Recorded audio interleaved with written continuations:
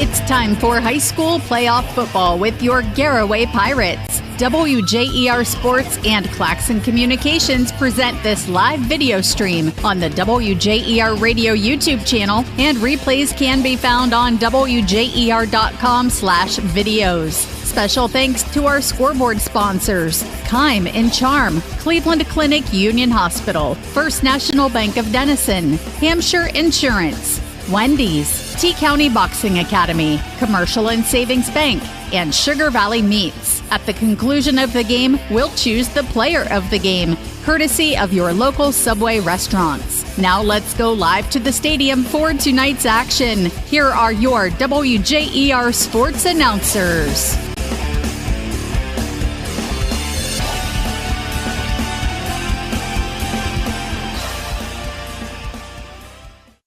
Bill Hammerstrom here for WJER Sports. We are covering tonight the game between the number 1 seed Garaway Pirates and the number 16 seed Rock Hill. I'm here with Garaway coach Jason Wallach. Coach, how do you address that with your players, that you're a 1 seed undefeated and you're facing a 16 seed in a tournament? Just like we do every week, just a nameless, faceless opponent. And we take 1 week at a time from way back in camp to week 1 through week 10. So now, the new season starts where both teams are 0-0, and we just take this game at a time, nameless, faceless opponent. Looking at some of their statistics, it seems like they don't throw a whole lot.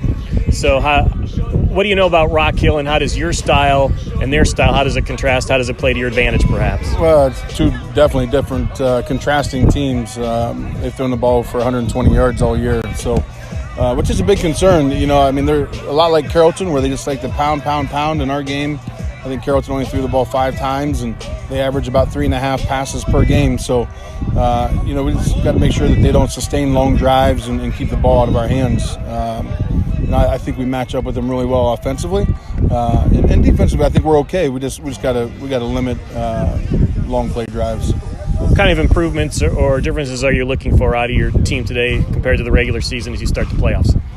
Again, we just take it the same. We don't hype it up.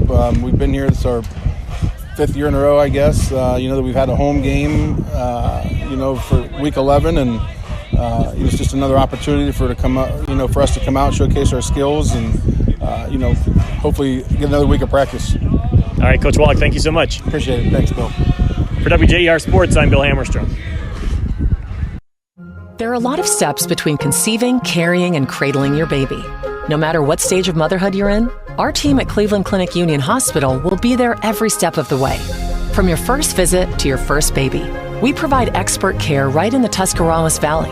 Our team partners with each patient to create a custom birthing plan, ensuring the comfort and health of you and your baby for every care in the world.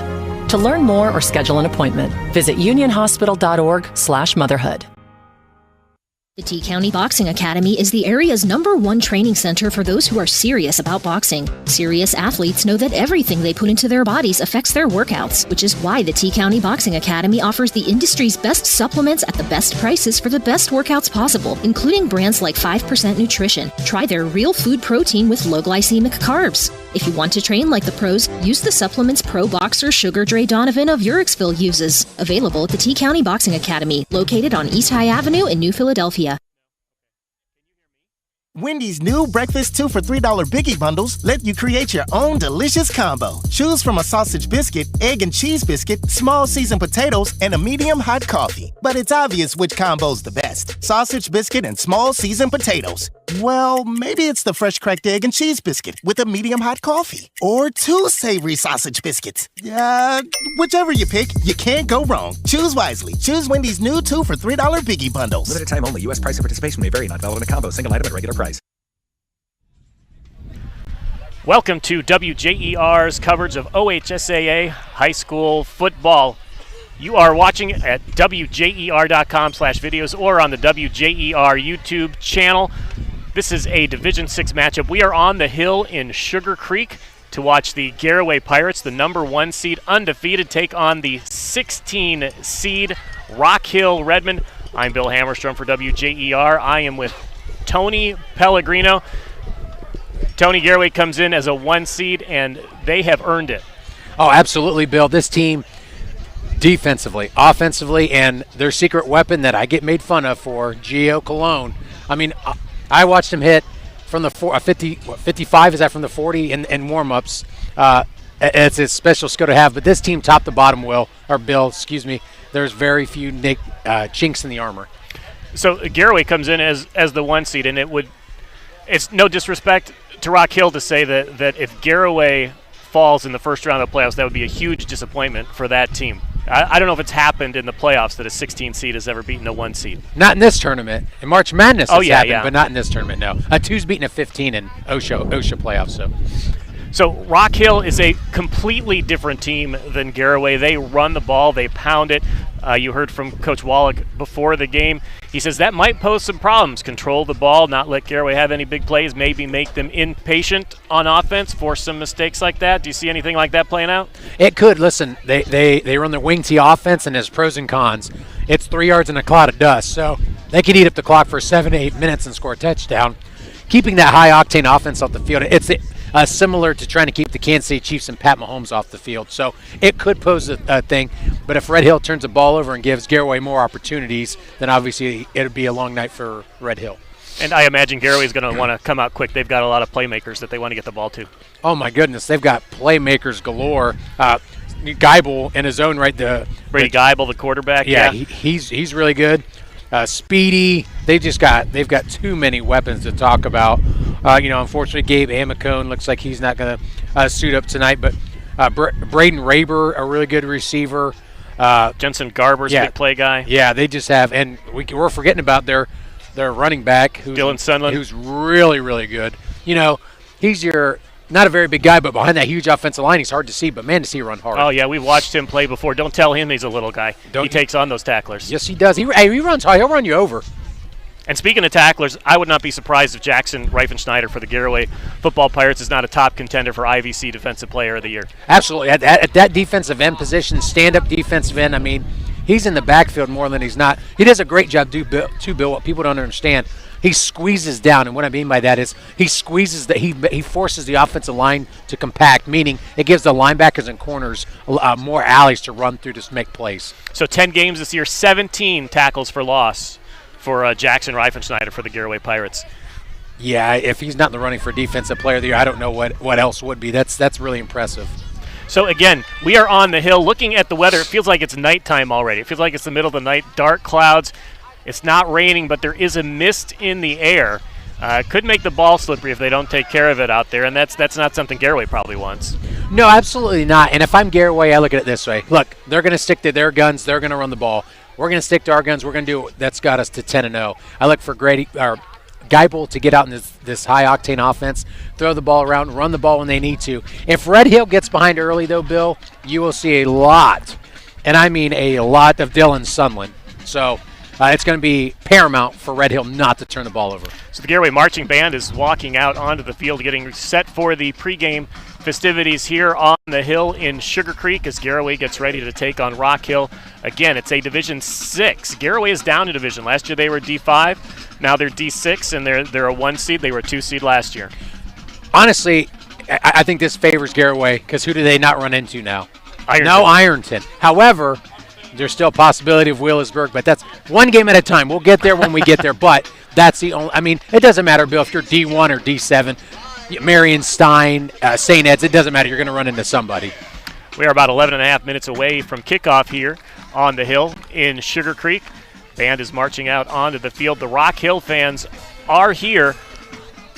Those brave fans deserve a lot of credit for driving all the way from Ironton, where Rock Hill High School is, and making it here to Garaway. That's a long trip. You talked to some fans. I did. I talked to the gentleman that's recording up here, and he said it's 4 hours. That is a long way for a high school football game. And, Bill, honestly, this site's packed, honestly, for a 4-hour trek. So I give these fans and these moms and dads lots of credit to come support their community and their kids. Well represented for a 16 seed. When you come to this game, I mean, it's not a surprise to them to hear that they're the big underdogs here. If you're a 16 facing an undefeated number 1 seed who hasn't lost a regular season game in 3 years, 10-0 this year, 10-0 last year. Well, this senior class is 19-1 in the IVC. So you take the playoffs out of the picture. Yeah, they haven't lost since Ridgewood, and that was 3 years ago. So Yeah, but if you're Red Hill, you're looking at it this way. You're clearly the underdog. Do what you do best. Run the ball, and leave it all out there. Because at the end of the day, no one's going to expect you to win. So if you keep it close, here's the thing: they keep it close, then it favors them. Okay, get Garaway a little bit nervous, but I think Garaway's going to do what they normally do and get this offense rolling early. All right, 10 minutes until kickoff, and now we have the national anthem. We'll turn the crowd mic on for you. The American flag is being presented tonight by Sugar Creek Boy Scout Troop 91.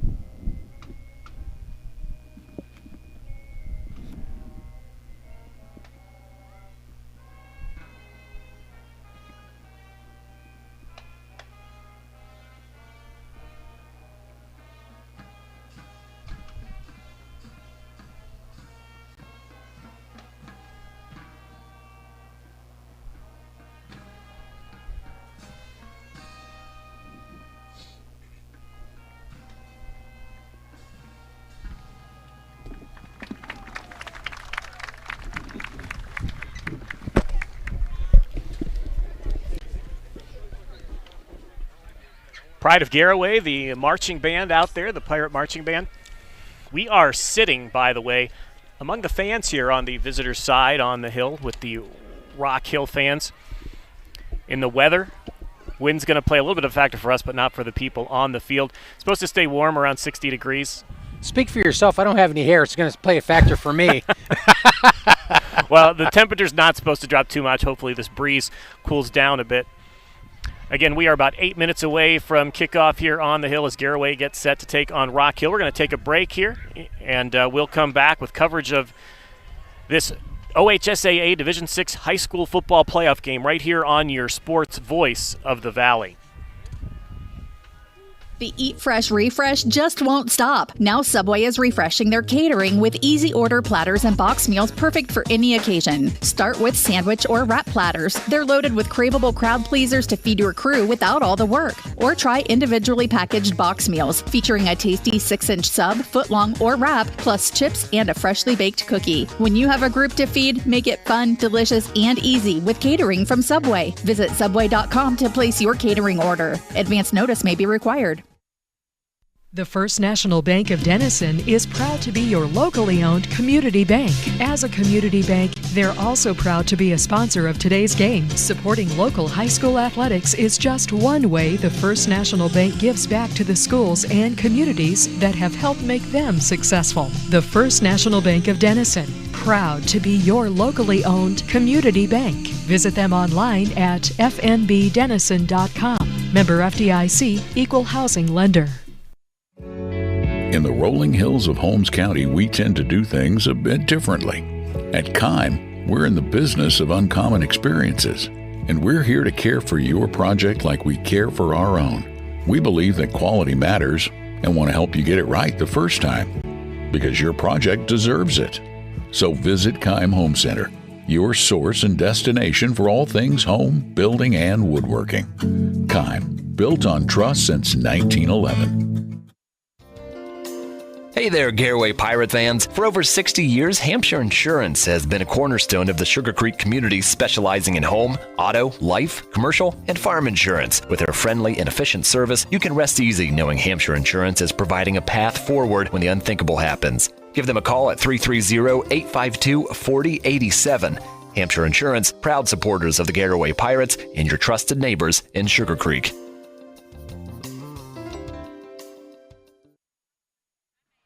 All right, welcome back to the Hill in Sugar Creek as Garaway gets set for an OHSAA high school football game. We are in the first round here. It is a 16 seed Rock Hill, the Redmen taking on the number 1 seed 10-0 Garaway Pirates. Garaway comes in at 10-0. They were only challenged, really, as far as a close game is concerned, once against Sandy Valley this year. That's true, Bill. And when we look at that game, though, very uncharacteristic of the Garaway Pirates, 4 turnovers.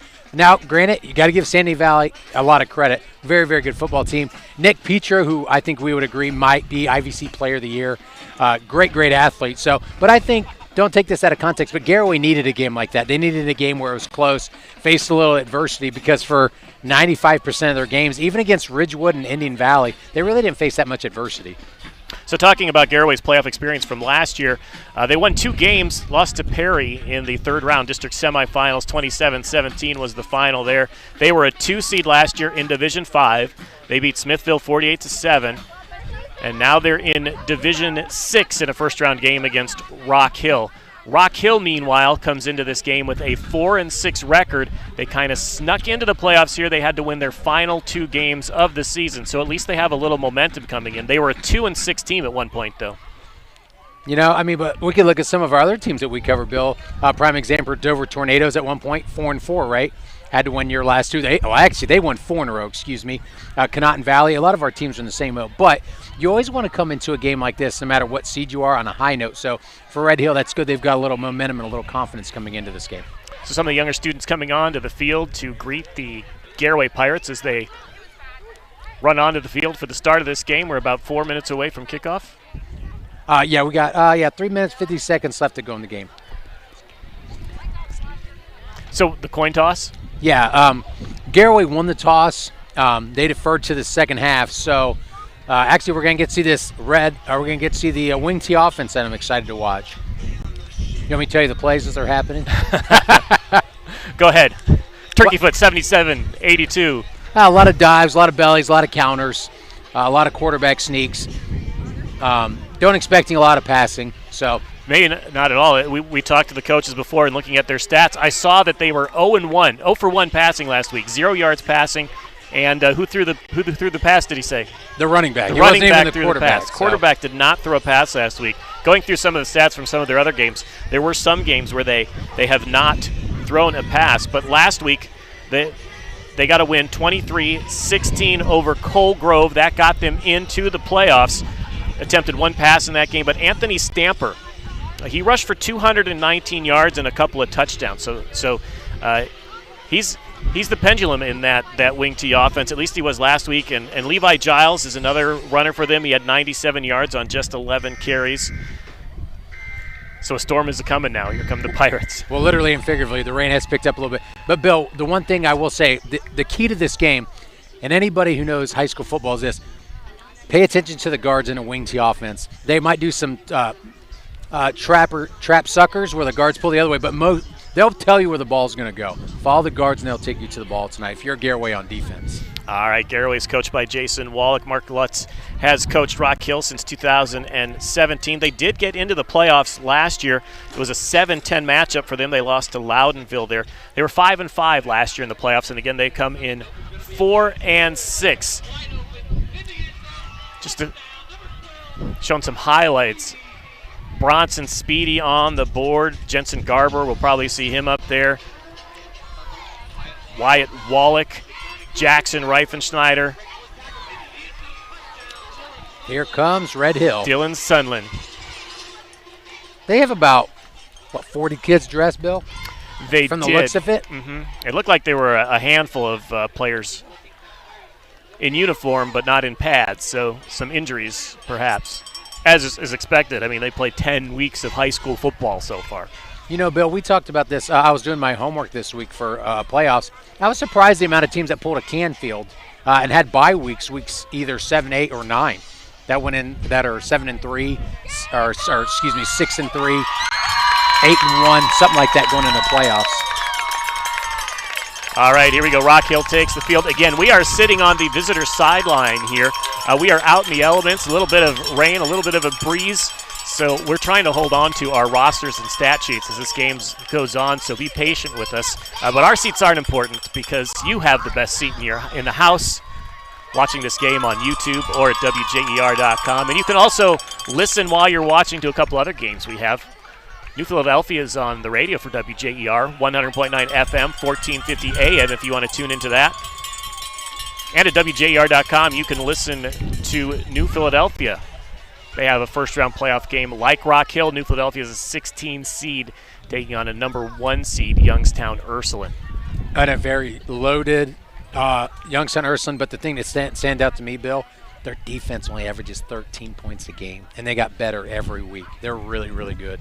All right, Tony, you did some homework to look at all the action taking place in Tuscarawas County around the area for high school football playoffs. What are your takes on some of the other matchups? I think Dover, if I'm the Kinston Bombers and I'm Logan Elm, I'm really, really upset. You got a really, really white-hot Dover team coming to Kinston, and if Kinston tries to turn it into a track meet, that doesn't favor one team over the other. They've got really good athletes, so does Dover. And same with Indian Valley. They're one of the hotter teams we cover, too. A very sophisticated offense I got to see firsthand last week. Ridgewood, I think, has an interesting matchup as well. So does Sandy Valley. So a lot of these lower-seeded teams in our region that we cover, if I was the teams that they're playing, I would not be happy watching them on tape. Yeah, Indian Valley, you mentioned, they come in as a 13 seed, and they are at a 4 seed Logan Elm. That's a 9-1 team. So, yeah, last year Indian Valley tore through the first 3 rounds of the playoffs, went 3-1 in the playoffs, deeper than any other team in Tuscarawas County. So that is a tough draw for a 9-1 team in the first round of the playoffs. Well, and I'm telling you, some of these coaches are not happy with the draws that they got. And the Garaway Pirates just took the field, as you hear the band playing in the background. All right, just a few minutes away from kickoff here. Garaway again, 10-0 for the 3rd straight season. Coming in against Rock Hill. The team is 4-6. They won their last 2 games to kind of sneak into the 16th seed in the playoffs, and their reward is a game on the hill in Sugar Creek against the mighty Pirates of Garaway. Talking about the Perry that Garaway lost to last year, did you see what they did this year? They went 10-0 as well. Just a little side note, not that it matters this year because they're in different divisions now, but they're really good again. All right, one of your favorite players is going to kick the ball off. Oh, no, Rock Hill's kicking off. My bad. That's my fault. I apologize. Peyton Keller going to return the kickoff. He lines up at about the 15-yard line. The officials threw me off there when they did the coin toss, Bill. I apologize. Well, we're facing the wrong way. We're on the visitor's side. Well, and that's why I couldn't. So, again, as they kick off, a little breeze. And here we go. It's a short kickoff. Oh, and boy. it goes out of bounds. Offense, defense, special teams, Bill, and that's not, if you're a head coach, that's not how you want to start. Well, I mean, you keep the ball out of Garaway's hands for a play.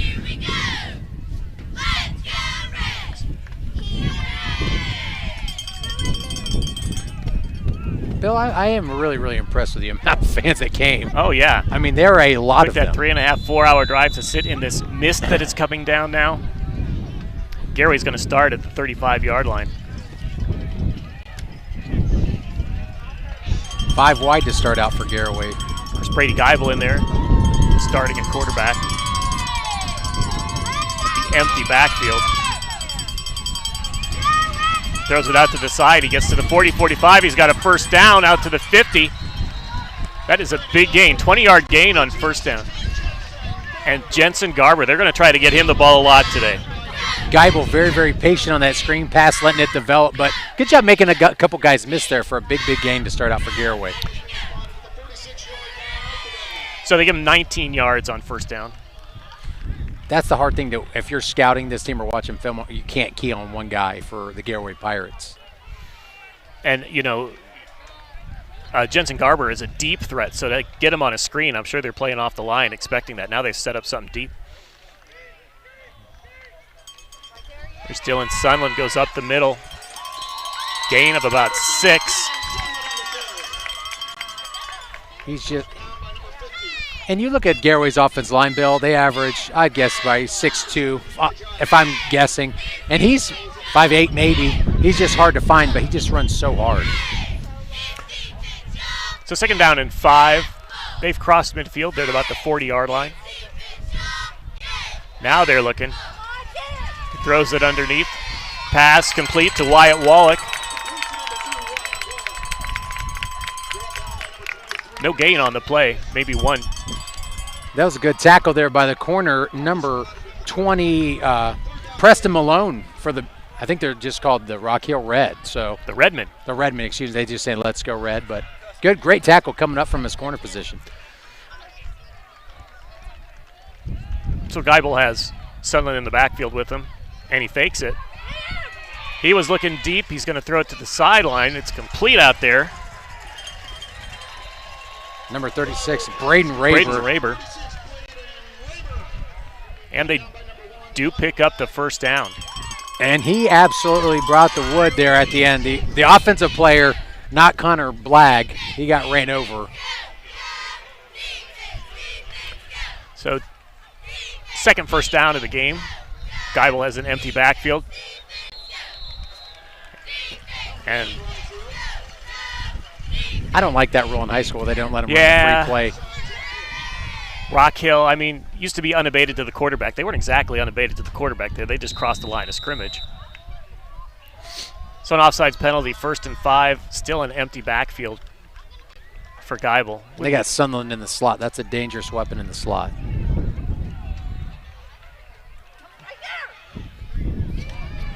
They get the ball to Wyatt Wallach again. He gets down inside the 10-yard line. The scary thing about this offense is they ran that first play to the other side, and it looked the exact same for a middle screen. It all looks the same. A spread wing tee, essentially, it's the same play, but. So 3 first downs so far in this drive, all coming on pass plays. And Geibel has had a little bit of pressure, but he stayed poised. He stepped up in the pocket when it collapsed and has made really good decisions. Oh, yeah, we watched him before. He looks downfield first and then checks it down and finds the open man. It doesn't take him long to make his progressions. They got that big formation. Hands the ball off. Sunland bursts through, and they call it a touchdown. Dylan Sunland with a 5-yard touchdown. I love the 2 fullbacks. You got 2 lead blockers, the big guys up front, and then him. So great offensive drive, just what the doctor ordered if you're Garaway. Absolutely. You get 3 first downs all on pass plays. You convert a 3rd down, so that's good for your psychology as you move ahead. And you score a touchdown, Dylan Sunland. The first time you get inside the 10-yard line, you run it in for a score. Extra point is up and good for Geo Cologne. 7-0. We are 10 minutes and 3 seconds left in the first quarter. We'll be back with the rest of this game on your Sports Voice of the Valley. Let Sugar Valley Meats help you get ready for the game with all your tailgate favorites. Their retail store features the freshest, locally raised beef, pork, and chicken. Enjoy freshly cured and smoked meats from the Sugar Valley Smokehouse, along with bologna, hot dogs, jerkies, and more. They can custom cut your order, and all meats are dressed on site, all with everyday low prices. Sugar Valley Meats, State Route 39 to Dutch Valley Drive, turn right and go a quarter of a mile, celebrating over 30 years of fresh, farm-raised local meats.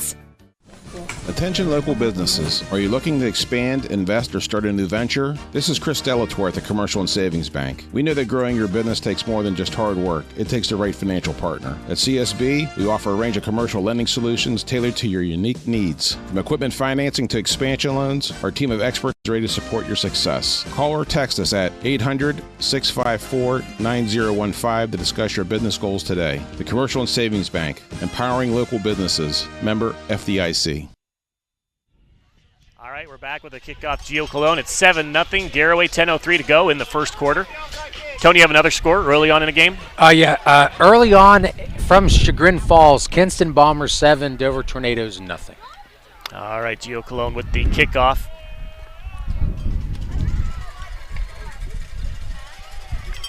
Fields it at about the 15, makes it up the Garaway wraps him up at about the 27-yard line. The way that he kicked that ball makes me believe one of their returners is really good because Geo Cologne has got a boot. Absolutely. All right, 7-0 here. Garaway over Rock Hill. We also gave you the Dover score. That's your scoreboard right now. Thanks to one of tonight's scoreboard sponsors, Kime in Charm, Ohio. Kime is the destination and trusted source for your home building and woodworking needs. Visit in Charm today or online at kimelumber.com. They run the ball, which they're going to do all game. The wing tee. That was a good counterplay to start out for the Redmen. Anthony Stamper, he had 219 yards last week for Rock Hill. Like I said, goes for 4 yards this time. The hard thing about the wing tee is it all looks the same. All the motions, all the counters, the bellies, the traps, they all look the same if you run it right. Running out of that T formation. Look at that.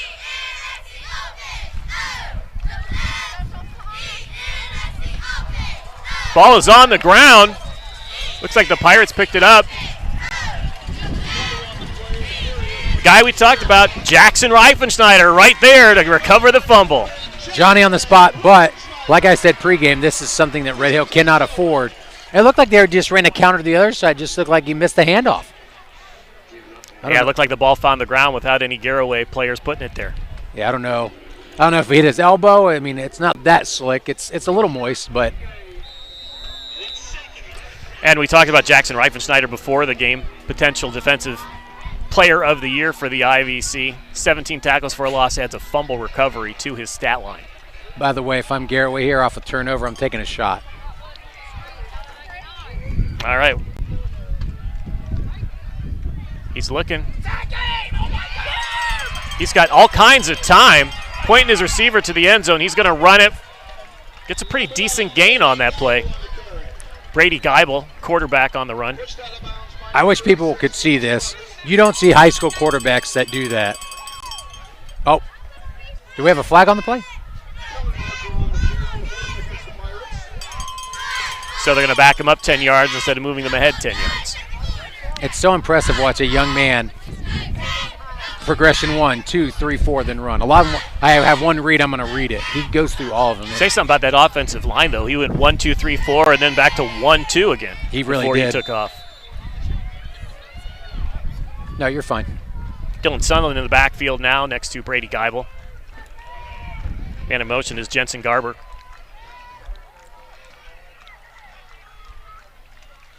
He's looking for him. Good ball.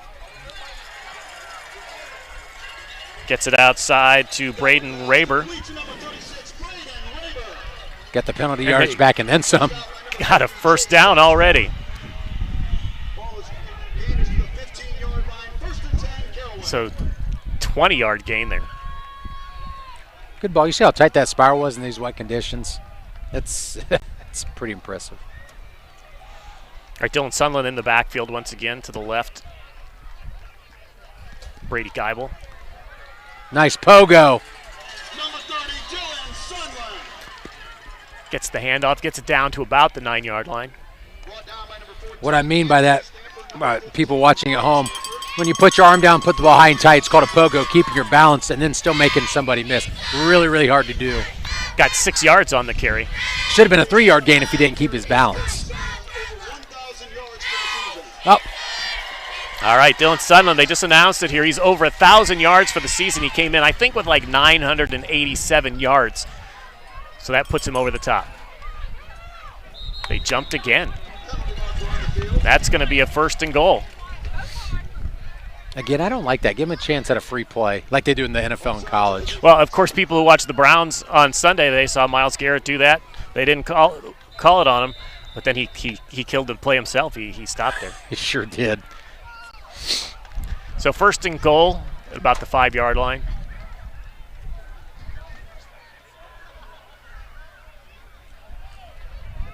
Switching up the play here. They're throwing. Good Gets ball. a touchdown on the slant. Jensen Garber with the TD. And that was a really tight window. I mean, the corner was in his hip pocket. That was a really good thrown ball. For a slant, he needed a little bit of time to make that throw, and his offensive line gave it to him. Connected Brady Geibel to Jensen Garber for the touchdown. 7:51 to go in the 1st quarter. Extra point coming with the score now 13-0. I'll tell you what, what were they on the 5-yard line to call that pass play? I think they said it was the 4, okay. So they called it a 4-yard touchdown pass. Gio Colon with the extra point. 14-0, 7:51 left in the 1st quarter.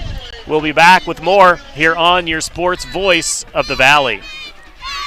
Anyone can improve their balance, hand-eye coordination, discipline, footwork, endurance, and cardio with boxing classes at the T County Boxing Academy on East High Avenue in New Philadelphia. Stop in, call, or text to get the same animal and 5% nutrition sports supplements used by pro boxer Sugar Dre Donovan, featuring the all-new 5% pre-workout RTD known as Kill It. Follow the T County Boxing Academy on Facebook for training videos and product reviews. The T County Boxing Academy, where serious athletes train.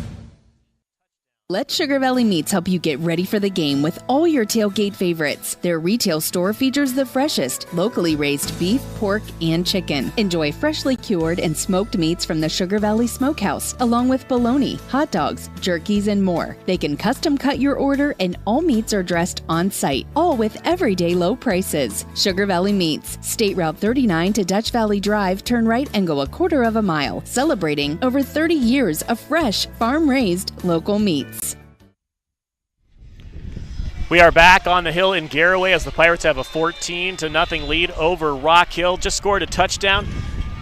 I believe they said that touchdown put Jensen Garber over the 1,000-yard mark for the season in receiving yards and gave him 14 receiving touchdowns on the season, which is a Pirate record. Gio Colon kicks it out of bounds, but just around the 1 or 2 yard line. Also, that touchdown was the 24th touchdown pass of the season for junior Brady Geibel. 24 touchdowns against 8 interceptions on the season, and he is over 2,000 yards now for passing yards on the season. Quick 14-0, just exactly what you didn't want to happen for Rock Hill. They had the turnover and a quick touchdown. Absolutely. So if you're Red Hill here, you're thinking, okay, let's get a good drive here, get some momentum, potentially get into a position to cut into this deficit. They need a sustained drive to get their defense off the field for a while. Right.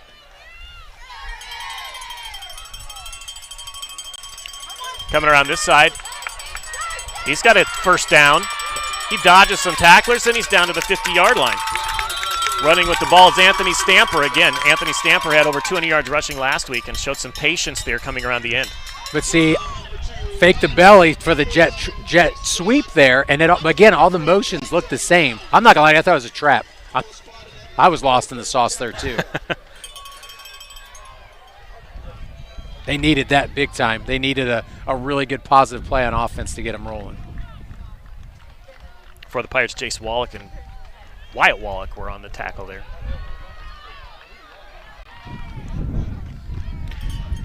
Dalen Clark got the ball to Levi Giles there. He pushes forward for a short gain.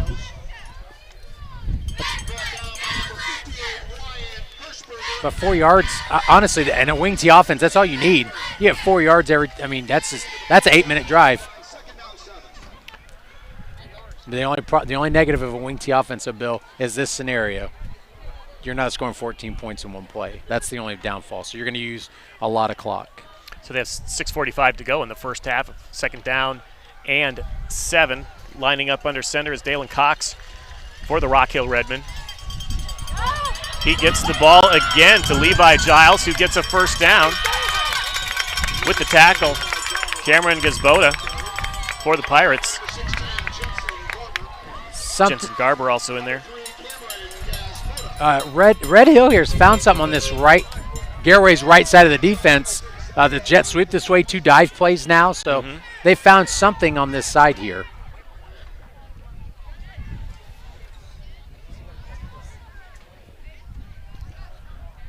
What they might have found on the right side of that defense is 6'4", 285-pound sophomore Daniel Medinger. Yeah, the right guard, he's a big boy. Yep. And they're pushing the line ahead. Anthony Stamper again, the workhorse today.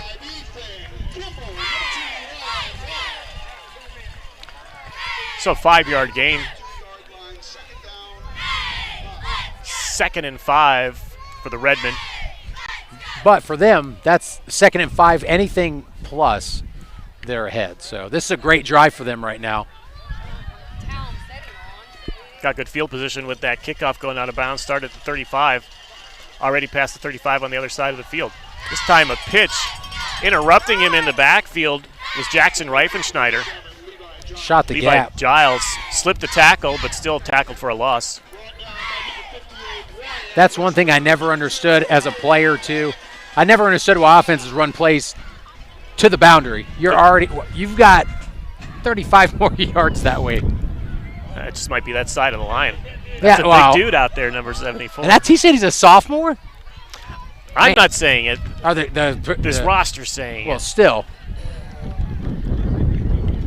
Ooh, traditional wing tee. Here we go. So they got Gage Clutters there in the backfield. If you're looking, he's number 36. He's a 6 foot, 220-pound defensive end and fullback.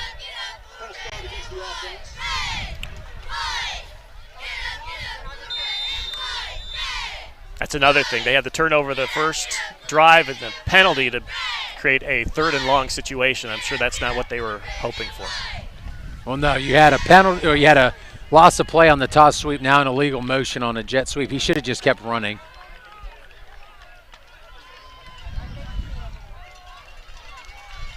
Anthony Stample in the backfield. They hand it off, but there's not much of a gain on the play for Gage Clutters. Might have got a yard, but it's 4th and 9. Peyton Keller with the tackle. I think they're going to go for it here, Bill. But if you're playing the analytics card here and you're trying to stay in the ball game, I would try a coffin corner and try to punt them deep. That's just me.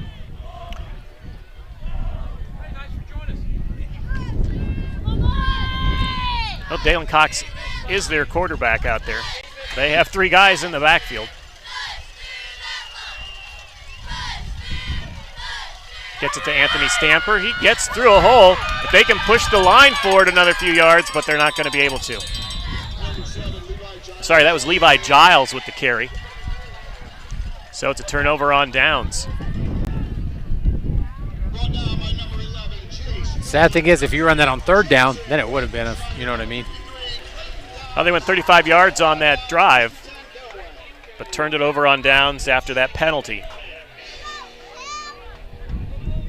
So again, right now it's 14-0. We have 3:29 left in the first quarter. Garaway is going to take over. They're going to start from the 29-yard line. They can ill afford to give up another touchdown drive here and go down 21-0.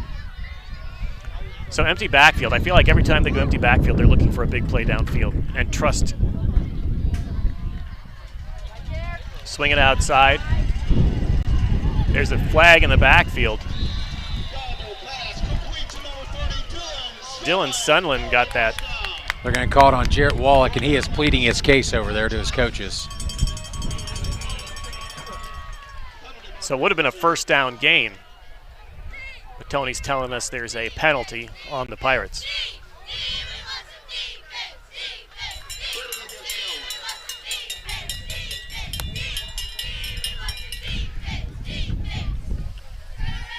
So we'll back them up 10.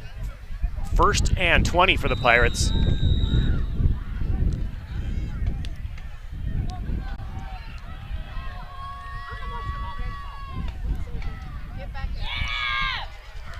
Airs it out again. Some nice moves out there to get most of all that yardage back and then some. About a 16-yard gain to Jensen Garber. They're giving him some space over there, and they're finding him underneath. But if you're a defense, what do? They've got the speed to take you over the top. They're powerful enough to run up the middle. They can kill you with the screen game. What do? It's hard.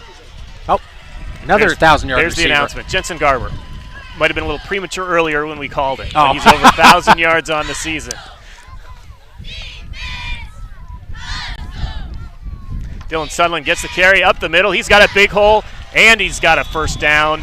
Gain of about 12 on the play. Jensen Garber handed it off to Dylan Sunland. Runs between the tackles, even though he's a little guy. Little side note here, the referee was in on the tackle as well. He went down. He was right in the middle of that tackle. It looks to be okay, though. The other officials are laughing.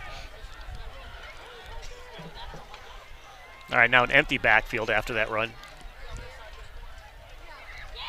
Garber has plenty of time again. Just about the same place over there. They keep finding a receiver open. This time it's Jace Wallach with the reception. They get a first down. The thing that I like, too, about the receivers, Bill, they catch their little out routes and turn up the field. They don't try to cut back up and get what you can get. They're not letting them pass them, but they're also not tackling them immediately. They're getting yards after the catch. Right.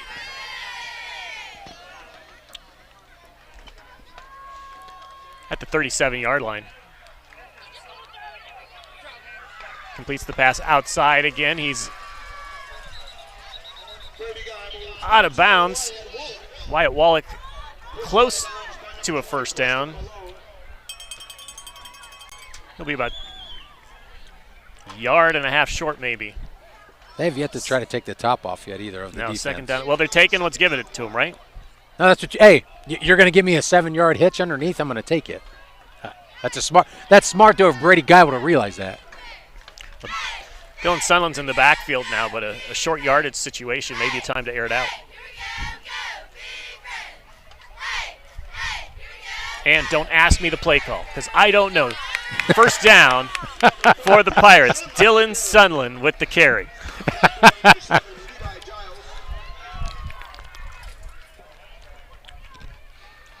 When we were talking with one of the coaches for Red Hill before the game, he said the only negative thing is a lot of these kids play both ways. So they're not going to get a break either way.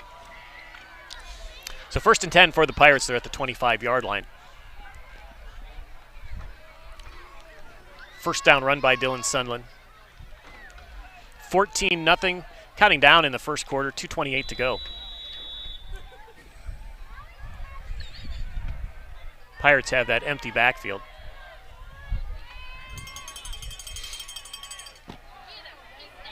Man, he's got all kinds of time. They're not touching him when he's back there. He's going to throw it into the end zone, and he wants a flag, but out of bounds, incomplete. Jensen Garber wasn't really open there, but throwing it on the sidelines where it's either going to be out of bounds or incomplete is relatively safe. But like you said it just a little bit ago, his eyes are always down. Greibel's eyes, even when he was looking to run, are still downfield. There was 2 guys in the area, though, to his defense. Mm-hmm. Offensive line giving him all kinds of time. I mean, he's scrambling, but he's not getting touched.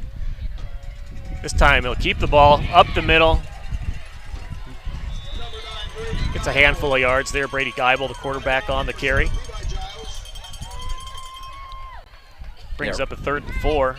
Gain of 6. Yeah, well, how would you like to be that quarterback and you've got 8 seconds to throw? I mean, that's a nice luxury to have.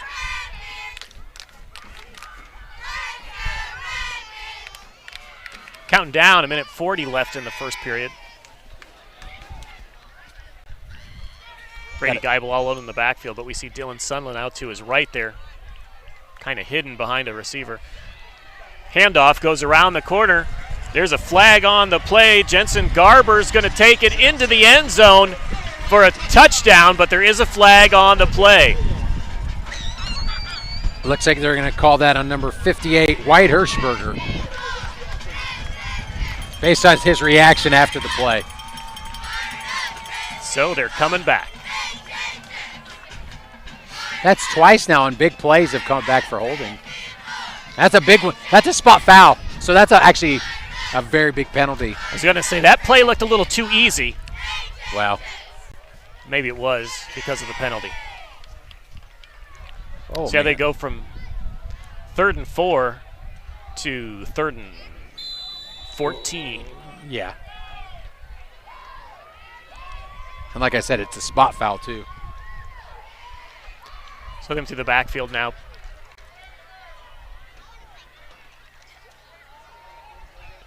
Got 3 receivers, including Dylan Sunland in the slot there to the left. He's looking to the end zone this time, and he throws it. Oh! 2 Rock Hill players collide as they're both going for the interception, but again, there's a flag out there. What'd you see, Tony? Well, poor Jensen Garber got grabbed on both shoulders and was spun in 2 different directions. So it went from 3rd and 14 to an automatic first down for defensive pass interference, and it's going to be on Mr. Giles, their safety. Again, we are sitting here among the fans for Rock Hill. our places in the visitor sideline. So the crowd response you hear is from the fans for the Rock Hill Redmen. If they saw the replay, I mean, they grabbed him early. All right, 1:19 to go in the first period. Pirates are up 14-0. Scoreboard says 3rd and 2.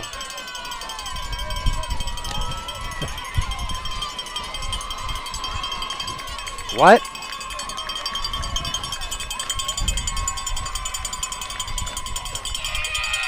Getting the ball to Dylan Sunland up the middle, makes some moves, runs over a tackler, and he's inside the 5-yard line down to the 4. Wow. Good cut and made the man punish the defender. Again, don't tell him he's little. Don't, no. Because he'll run you over. That's twice now. Yeah.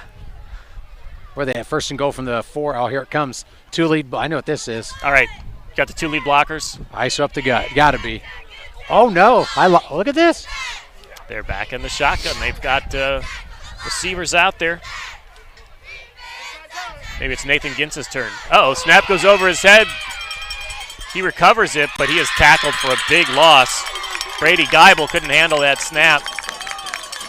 You know, Coach Jason Wallach is going to have to be pointing out some mistakes at halftime of this one. That might be the last play of the first period. Well, and that's one of those ones where if you watched it, Bill, his eyes went this way as he was catching it. So I think he was looking to give the ball off to Sunland. So it's 14-0. We're winding down here in the first quarter. See if they get a playoff. They don't have to if they don't want to, but there are 12 seconds left. This time, it's a touchdown. I don't think he found the receiver he was looking for, but it got through him. And Peyton Keller caught it for a touchdown. Where did he come from? He was behind the play. I thought there was pass interference on Jensen again, and all of a sudden I see the back to it saying touchdown. Yeah, we thought Jensen Garber was getting it on the cross there, or the slant, or whatever that was. And there was a guy behind him. Yeah. Just accepted the touchdown right in his lap there. So Brady Geibel quickly atones for the misplayed snap, completes a touchdown pass. Gio Cologne with the extra point, 21-0, 5.3 seconds left here in the first quarter. 21-0 Garaway. We'll be right back on your sports voice of the Valley. Anyone can improve their balance, hand-eye coordination, discipline, footwork, endurance, and cardio with boxing classes at the T County Boxing Academy on East High Avenue in New Philadelphia. Stop in, call, or text to get the same animal and 5% nutrition sports supplements used by pro boxer Sugar Dre Donovan, featuring the all-new 5% pre-workout RTD known as Kill It. Follow the T County Boxing Academy on Facebook for training videos and product reviews. The T County Boxing Academy, where serious athletes train. All right, it's 21-0 here with 5.3 seconds to play in the first quarter. We also have a score from Chagrin Falls. It's Kenston 10, Dover 0. That's your scoreboard update. Thanks to our scoreboard sponsors, this time Cleveland Clinic Union Hospital. Cleveland Clinic Union Hospital, quality care close to home. Visit clevelandclinic.org and click on locations to learn more about Cleveland Clinic Union Hospital. Update. Dover Tornadoes just scored. So it's 10-7. 10-7. 21-0 here, 5.3 left. Gio Cologne here with the kickoff.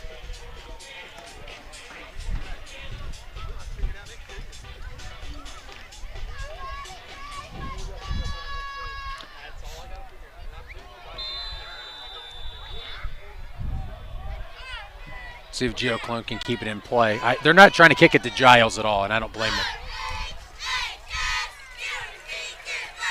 It's on the ground, and it rolls out of bounds again. You know, he did that twice the last game we covered for him. And you're thinking they're trying to keep it on the ground so it doesn't go to one of their deep men. I really do, because even watching them pregame, I noticed that as well. Both kickers were doing the same thing. And back to what you said, this will be one of the things that Coach Wallach points out at halftime for sure. So you're up 21-0, 5.3 seconds to go. And once again, the Redmen have the ball on the 35-yard line. Last time they were able to drive 35 yards, but it stalled out. Turnover on downs after a penalty on third down. They're able to move the ball. fumble and a penalty did him in.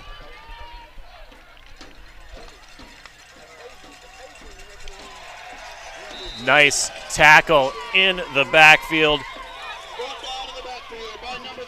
Clayton Downs with the tackle on the play. See, like I said, the guards will take it to play. He shot the gap where the guard was. The center couldn't down block quick enough. All right, that's the end of the first quarter here from the Hill in Sugar Creek. 21-0 Pirates over the Redmond. We'll be back on your sports voice of the Valley.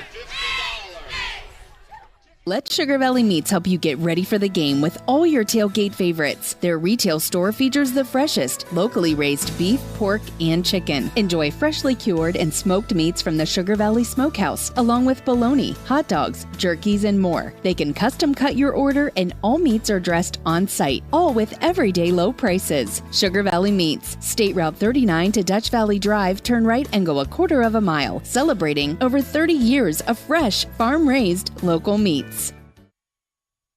All right, we're back on the Hill in Sugar Creek, 21-0. Beginning of the second quarter. The Redmen have the ball. It's going to be 2nd down and 8. Right now here the score is 21-0. We saw 10-7 score. That was Dover trailing Kenston right now. Go to WJER.com for all your scores. They're scrolling across the top of the screen. And one more time, we want to thank our scoreboard sponsors. This time it's Wendy's. Thanks to Wendy's, our local Wendy's restaurant. Stop in at any of your local Wendy's following the game. Wendy's is where the recipe is quality. 2nd and 8, they're going to throw the ball, and it is incomplete. Off the hands of the receiver. You know what, though? I know they don't throw the ball up, but I actually agree with that. You got to mix it up and try to get a big explosive play. Mm-hmm. That's Dalen Cox with the throw. Off the hands of Anthony Stamper. I'm sure the running back who had over 200 yards last week, not used to catching passes considering the way their offense is run. If he would have caught the ball, it would have been a 5-yard loss, though. I mean, Reif and Schneider was standing right there. I mean. And if it's Reif and Schneider, it's probably behind the line of scrimmage. Yeah, very, very well played. Penalty on the play. They were going to hand it off to Anthony Stamper there.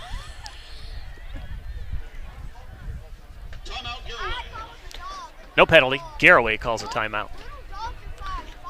So, 11:53. We just started the second quarter here. 21-0 Garaway. Some other scores from around the area. How about Fort Fry? 7-0 over Tusky Valley. We have a score from Indian Valley. Indian Valley 7. Logan Elm has not scored yet. We have a Steubenville-Carrollton score. Steubenville up 7-0 over Carrollton. West Holmes 14, Bryan 14, still in the first quarter. How about South Range and Fairless? South Range 7, Fairless 6. So far these are all first. They're heading into the second quarter. Dalton 14, Conotton Valley 0. Still early in that one. And we have Harrison Central 14, Triway 7. Other games that we have here on WJER. Listen to the radio for New Philadelphia. Dover is at WJER.com. We are back here, 21-0 Garaway. They're throwing it again. They're looking deep down the field. I don't think they were on the same page there. Anthony Stamper was about to come open, but the ball was thrown too early on his route. He wasn't looking back for the ball yet. By the time he was already, But see, that's what you do. You get a wing T offense out of their comfort zone throwing the ball. So 11:48 on the clock here in the second quarter. It's 21-0. Landon Rose is the punter. 2 Pirates back to receive.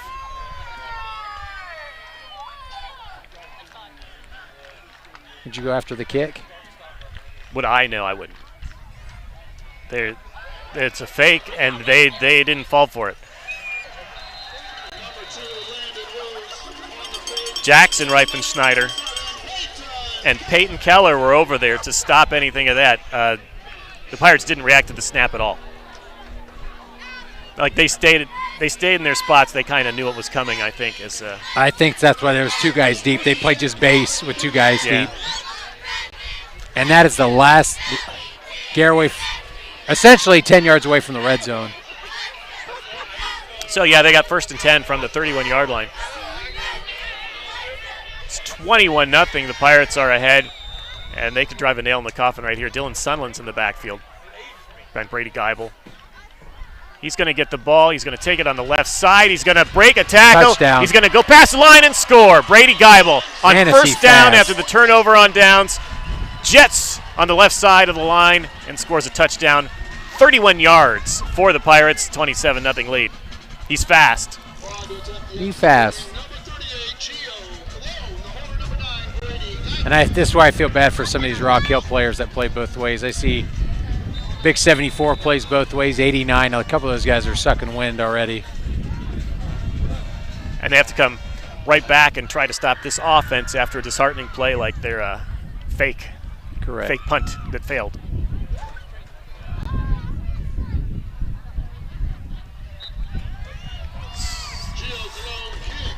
So Gio Colon perfect on 4 extra points. It's 28-0. 28-0 Pirates over the Rock Hill Redmen so far. Going to look at some other scores. Again, Youngstown Ursuline is up 14-0 right now. They're in the second quarter there. Last we heard from Dover, it was 10-7. Got a score update for you. It's Steubenville 14-0 over Carrollton now. They just scored again. All right, so that's your scoreboard update. Thanks to one of tonight's scoreboard sponsors, the First National Bank of Denison. Say hello to your dream home with a mortgage loan from the First National Bank of Denison. You can start the process online at fbndenison.com. Member FDIC, equal housing lender. And again, your score here is 28-0, 11:35 to go in the second period. Well, and here, again, this is going to force Red Hill to either just stick to your guns or run the wing tee, or they've got to start throwing the ball, which clearly on 2 passes did not look comfortable doing that. So Gio Colon looking to kick it off. I think if he wants, he could probably safely try to kick it deep this time. I'm surprised he hasn't just tried to kick it in the end zone for a touchback, honestly. Again, it's a liner. That's a live ball. They hit off of him. It's hard to recover. They get it out to the 15-yard line.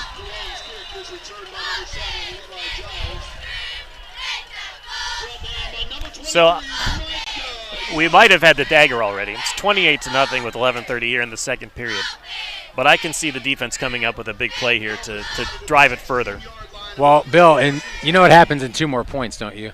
Yeah, I know, in the second half. Correct. But in the second half, after 30 points, it's a running clock. But let's see if Reif and Snyder or somebody come up with an interception or other turnover here for the Garaway Pirates. So we've had some milestones reached today here. We had Brady Geibel go over 2,000 yards passing for the Pirates. We had Dylan Sunland go over 1,000 yards receiving. Number 50 carrying the ball? Number 50 is carrying the ball. Chase Sizemore. They're giving some other guys a chance to tote the rock. Some guys who aren't even in the program. I don't have a number 50. He was, their coach told me he was number 25. So Chase Sizemore with the carry. Did gain about 4 yards. He's coming out of the game.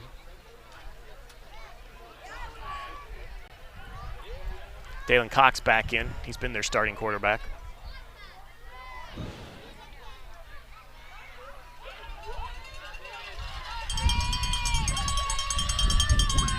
Oh, nice. There's a big hole up the middle that time, and he runs over a defender.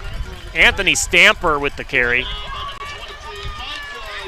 It's clear who they want to get their ball to because all the way up to the 35. Great run.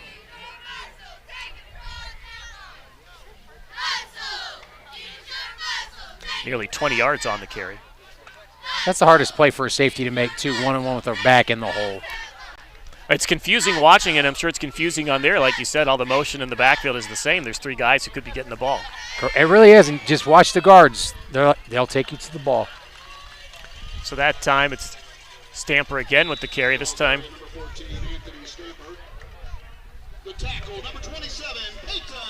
Gets about 3 yards. Peyton Keller having a big first half here for the Pirates on both sides of the ball. He is. He's got a touchdown.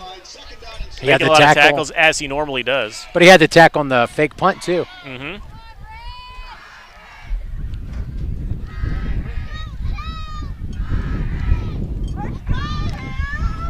So 2nd down and 7. Wind is picking up a little. Not that that's going to matter to anybody, but those of us flipping through pages of stats and rosters. Who was that? Oh. Shocker. I'll let you know who made that tackle. I'll let you have one guess. Oh. Jackson Reifenschneider. So they did get a yard on the play. I'd say it's 3rd and 6. If I was Red Hill watching this this wing T offense, I'd run a dive because they've been very successful with that play now. I'd run it 2 more times and take my chances to get 6 yards here. So we talked about Jackson Reifenschneider, 17 tackles for a loss on the season. I think it's up to 18 after this game. Peyton Keller, though, 14 tackles for a loss on the season. So he's been a leader all year. There's number 50 again with the carry. They're trying to push him ahead. He won't get to the first down, though, a gain of about 2. Sizemore with the carry. It's going to bring up 4th down and about 3. Clock's running down, 8:35 to go in the half. 28-0, Garaway in the lead. They're clearly, what they got to lose? Might as well go for it. As the Jaws team plays here on the hill in Sugar Creek. Who do you suppose that's for? Peyton Keller? Jackson Reifenschneider? I'm going to say Reifenschneider. Who's a shark out there? Jarrett Wallach, typically at that linebacker position. Let's see if he makes this play. Good fake. There's a first down. Stamper with the carry. That double motion there, I think that confused the defense. It's really hard to do because he pivots out like it's the toss sweep, and he pivots back underneath for the dive handoff. It's not easy at all. It's a great job by the quarterback. So not a huge gain. They're not taking up big chunks of yardage, but just enough to get a first down every 4 yards or so. Correct. Or excuse me, every 4 downs or so. Just short of midfield at the 49.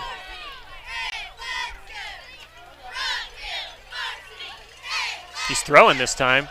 Gets it out there again. He and Stamper just aren't on the same page. His timing's a little off. Stamper's not looking back for the ball when he's throwing it, and it hits the ground before Stamper knows it's coming. Well, that's the pressure that Garaway's getting to him, and the fact, like we keep saying, they're just not used to throwing the ball. So 7.5 minutes to go in the half. Garaway up 28-0.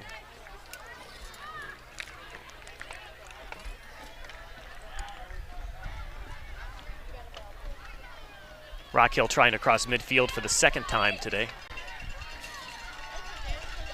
Stamper's got the ball, and I don't know if he got across midfield. Might be at the 50. Or he might be still at the 49. They weren't getting fooled for that handoff motion again that time. Yeah, they're still at the 49. They have yet to run any quarterback keepers with number 9. Stamper was their man last week. He had 219 yards rushing. And then Giles only carried the ball 11 times but have more than 90 yards, so he could break it.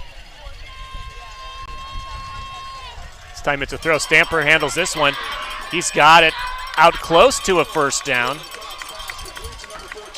Oh, they gave it to him. Dale wow. Cox did get the first down. Looks like maybe he slid down a yard short, but they gave him just almost exactly 10 yards on that play for the first down.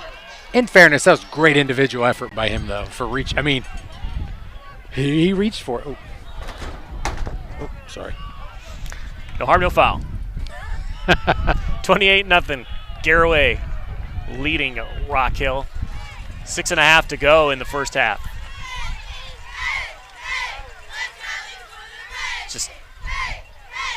Did he break a tackle? Yes, I was going to say there's just too much meat there in the middle to get through, but he does get through, and he picks up about 5 yards on the carry. Well, Wright Hirschberger had him wrapped up, and I don't know if he thought the whistles were going to blow, and he just let him go.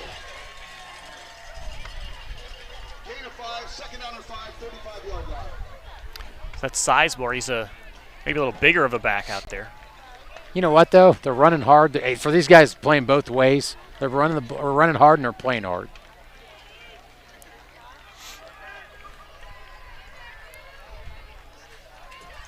They're at the 35 for a 2nd and 5. Quarterback keeps it this time. He's coming around the end and doesn't find it. Pursued by several Pirates on the play. Clayton Downs among them. Lost a couple yards, so Clayton Downs gets credit for the tackle for a loss on that one. You knew eventually you just have to keep the defense honest.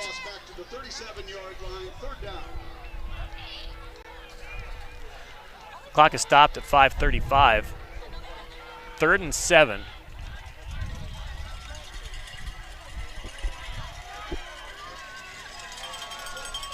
Let's see if they come up here.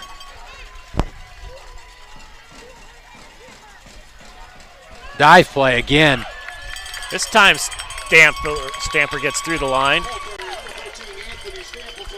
And he's going to get a 1st down.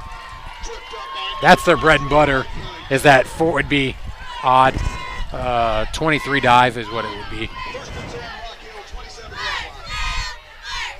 So you're getting some flashbacks with this wing T offense out there? Yeah, that's 23 dive. We call that the T formation, but yeah, that's just a 23 dive. I've seen some belly, some traps, jet sweeps. Not a lot of rock motion with the lead back off the end, but yeah. Oh, boy. Some confusion in the backfield, but he did get the handoff, makes a move, and he does get a gain on the play. Levi Giles with the carry there. Looked like they were going to knock each other over on that exchange. I say belly, and that's what happens. Bounces off his quarterback and gets a 1st down. So 1st and 10 from the 17. I think they've held the ball for close to 6 minutes on this drive. And like I said, you get 4 yards of play. Just math. That's 25 seconds of play clock. It's mathematics alone. This can end up being a 9-minute drive. Yeah. When it's all said and done. Started on. Here's the handoff. Sizemore, the big guy. He's tackled by a host of Pirates on the play.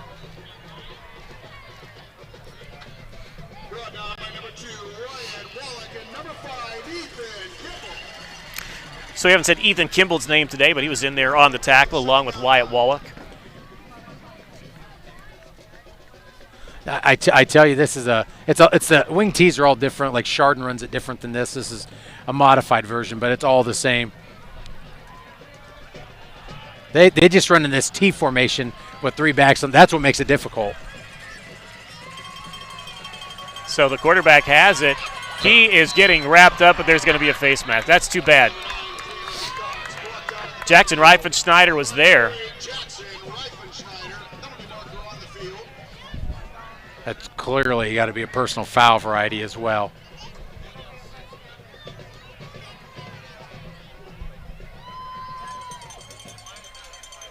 I don't know if they called it on Reifenschneider or they called that on Wyatt Hirschberger.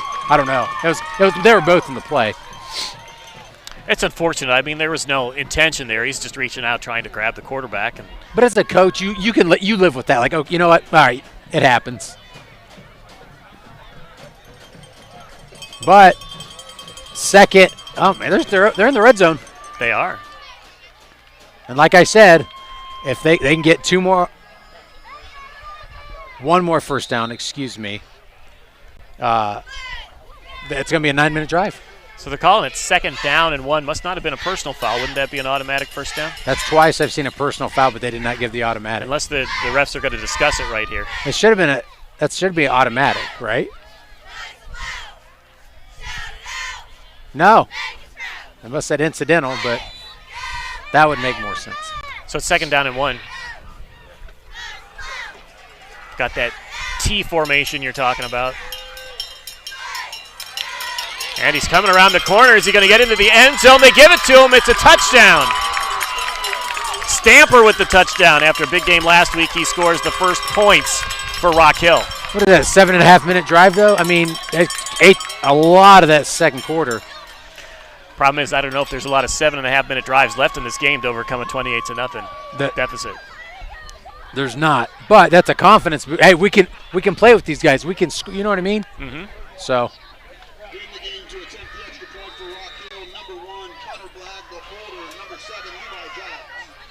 Anthony Stamper with the touchdown.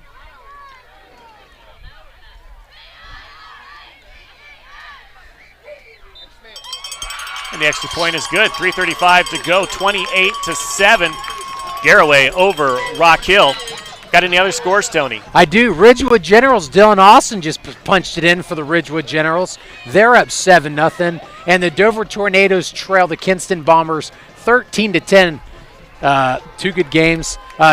Steubenville's up 14-0 over Carrollton. And Youngstown Ursuline 14-0 right now over the New Philadelphia Quakers. All right, thanks to one of tonight's scoreboard sponsors, Hampshire Insurance, proud supporters of the Garaway Pirates and your trusted neighbor in Sugar Creek. For over 60 years, Hampshire Insurance has been a cornerstone of the Sugar Creek community, specializing in home, auto, life, commercial, and farm insurance. Contact them today at 330-852-4087. Bill, if I'm Red Hill here, if I'm their head coach, I would consider an onside kick. Because, well, number one, you're down 21 points. Number two, look at that. Their defense is gassed right now. So if you can get this ball back and do a couple of those little quick hitters like that, you might be able to get it within 2 scores. You think Jason Wallach coached that over there? Do you think they told him to watch out for it? 100%, because look, they've got someone right on the G. He's normally not there. They moved him to this side. 100% he probably said that. So kicking the ball off down 28-7. Rock Hill sending it away to Garaway. Trevor Lawless. And he's kicking it off deep.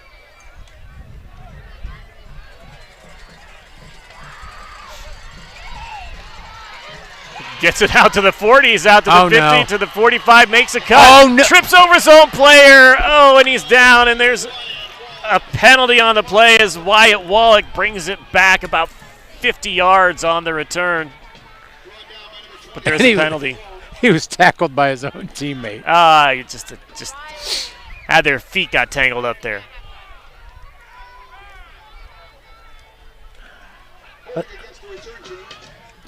That's 3 huge holding penalties against Garaway now. So if that's a spot foul, it's still about a 40-yard gain on the kickoff return. Sure. Well, in that instance, though, they got lucky. That only changed the field by 10 yards in this instance right here. Mm-hmm. Still in plus territory. They would have been better off to do an onside kick. And even if they didn't recover it, they'd have better. You'd have been literally the exact same spot. All right, empty backfield here, up 28-7. He's looking to throw it deep. Avoids the tackle. He's got some space over there on the left, but he's going to throw it complete to number 36. Braden Raber with the first down catch. Gain of about 11. 0 for Geibel, 0 fear. Even with a guy, gunning down the barrel, just steps right up, man. That guy even had his hand on him. He did. He really did. And it looked like it didn't faze him at all. Like he didn't even turn his head to look. Nope. So Brady Geibel now has Dylan Sunderland in the backfield with him. And he's going to get the ball, finds a hole up the middle, and gets tackled after a decent gain on first down. His legs are still up, though. Gain of 5. His elbows might have hit the ground there, or That's his forearms. I know. He was trying, though. Yeah.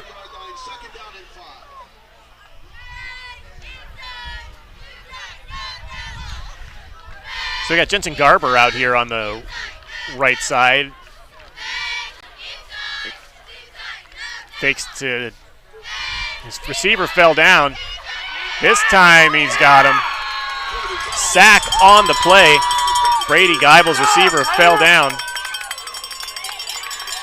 Wyatt Jenkins with the sack on the play for the Rock Hill Redmen. Great job by Rock Hill in the secondary because that was another 5-6 second play. So, hey, 3rd and long here. Can Red Hill stop them to go into the half only down 28-7? This is huge. Minute 45 to go in the half. Clock is running. 28-7. Garaway with the lead. Geibel in the backfield. He's looking downfield this time, and he's going to throw it. He's got an open receiver who catches it, is tackled immediately at the 30-yard line, which is a couple yards short of a first down. So if you're Wallach, do you just use your kick, you use your weapon in Gio Colon here and just take the points? Well, how close is it? Jensen Garber with the catch there. Wyatt Jenkins, who just had the sack, also was making the tackle out there after a 10-yard gain. Oh, he had Colon on the field. He just pulled him off. We got 1:04 to go. They're huddling up here. Play clock's at 15. They've got about a yard to go. Geibel's under center. Looks like Rock Hill's going to call a timeout. So 51 seconds to go in the half. Garaway up 28-7. It's a 4th and 1 from the 20-yard line. Pass play before that from Brady Geibel, setting it up. And now it's 4th and 1. Jensen Garber with the reception on that 3rd down play that set up the 4th down. Would you like to see Gio Colon out there? I really would, because this is a scenario here deep in the playoffs where you're going to need a kick like this. Give him some work. 28-7 right now. Let's thank another one of tonight's scoreboard sponsors, Sugar Valley Meats. Take the short drive to Sugar Valley Meats, State Route 39 to Dutch Valley Drive. Turn right and go half a mile. Visit online at sugarvalleymeats.com. Proud supporters of the Garaway Pirates. I do have a scoreboard update for you. All right, let's hear it. The Ridgewood Generals just scored on a 58-yard scoop and score. Generals quick 2 touchdowns up 14-0. A lot of teams in the area still alive in the playoffs with 16 in the first round. Geibel pitches it back to Dylan Sudlin, who goes around the left side, gets the corner, turns on the juice, makes it into the end zone for a touchdown. 20-yard run. Touchdown, Pirates. He was patient until he found his hole around the left side there, Tony. I mean, if I had Jarrett Wallach and Reifensnyder as my lead blockers, I'd wait too. Along with this great offensive line play here in the first half from Garaway. And see, that's what Coach Wallach makes the big bucks. I would have played the safe card and kicked the field goal. So instead of 3 points, they got 7 points with Dylan Sudlin running around the left side behind his lead blockers, turning on the Jets there for the last 10 yards and scoring the touchdown.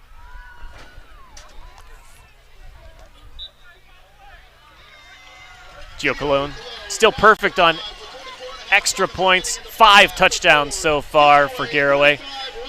It's 35-7. Pirates over the Redmen with 44.5 seconds to go here in the first half. We'll be right back to finish out this first half on your sports voice of the Valley.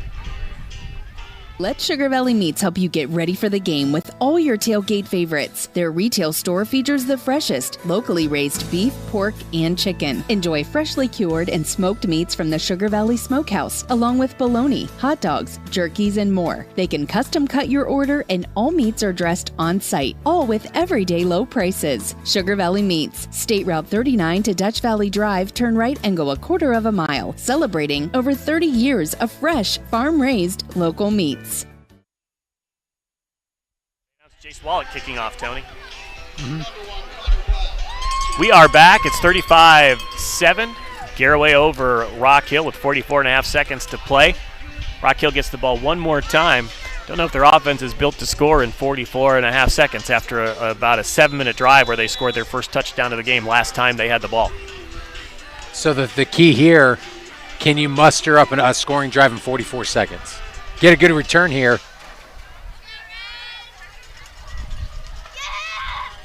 Squibs it on the ground again.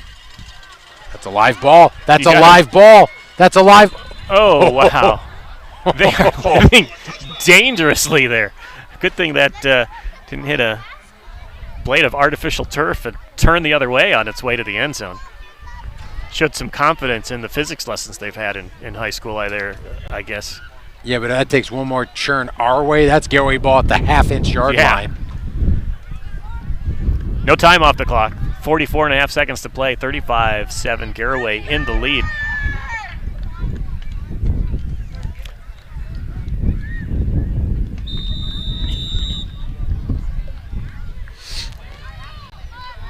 Rock Hill lining up like they're going to run a play out of the, and they are. They hand the ball off. Looks like it's Stamper in the middle there, and he gets a couple yards. See, and that's where this hurts him, because if you had another spread offense like Garaway, you try to get 2 here, score before the half, and get the ball coming out of the half. That completely changes. It's a gain of 4. They do not have to run a play, and they are not stopping the clock. So I don't imagine there's a good reason for them to run another play in this half with the score 35-7. They're at least lining up for it.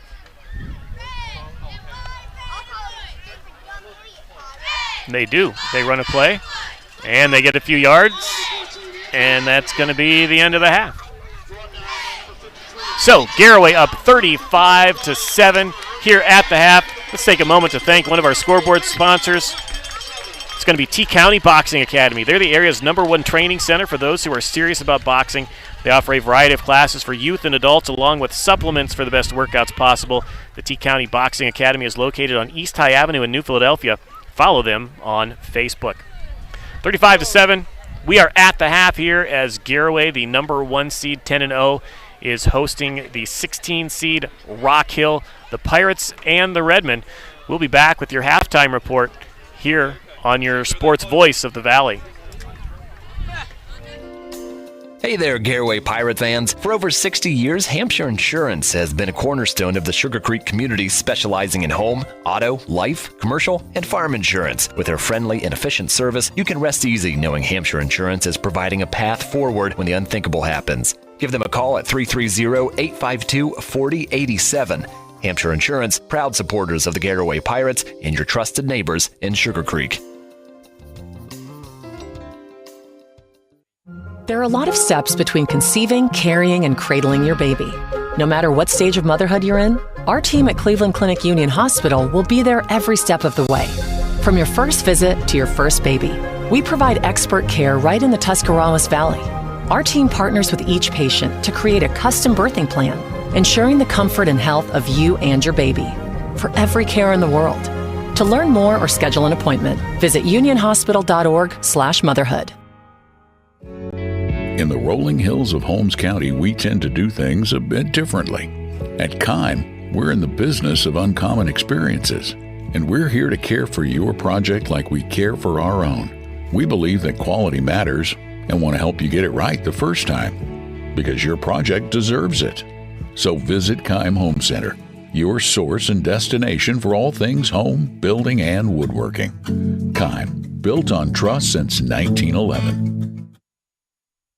Welcome back to halftime. It is 35-7. Pirates lead the Redmen. Garaway over Rock Hill. Pride of Garaway, the Pirates marching band, is on the field. They are playing Welcome to the Jungle by Guns N' Roses. So lopsided first half there, Tony, except for that one drive that Rock Hill was able to take 7 minutes off the clock and score their lone touchdown of the game. But the rest of that was vintage Garaway Pirate football. Yeah, you know, I give Red Hill credit there. That was a great drive. Couple of undesirable play calls, I would call it. The fake punt in your own negative territory. The 1 4th down, I agree going for it. But, yeah, Garaway offensively, man, 1 sack. Other than that, that offensive line has played out of bounds. They've played supreme football up front.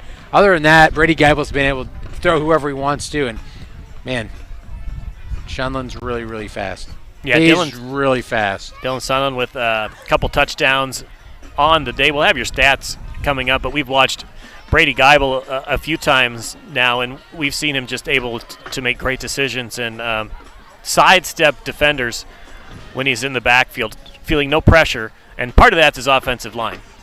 Yeah, I mean, right now, man, I know the people at Subway would not like to give out 5 subs, but if I could, I would, because they have played.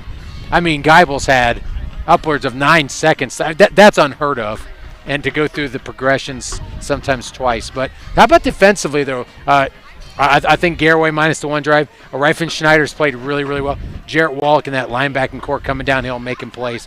But minus the 1 drive, which you knew they were going to be able to try, get a couple drives, especially with the misdirection and stuff in the backfield. So Garaway defense played really, really well. Yeah, they are a playoff team, and they do have a couple of talented running backs in the backfield there, led by Anthony Stamper, who scored that touchdown for the Redmen.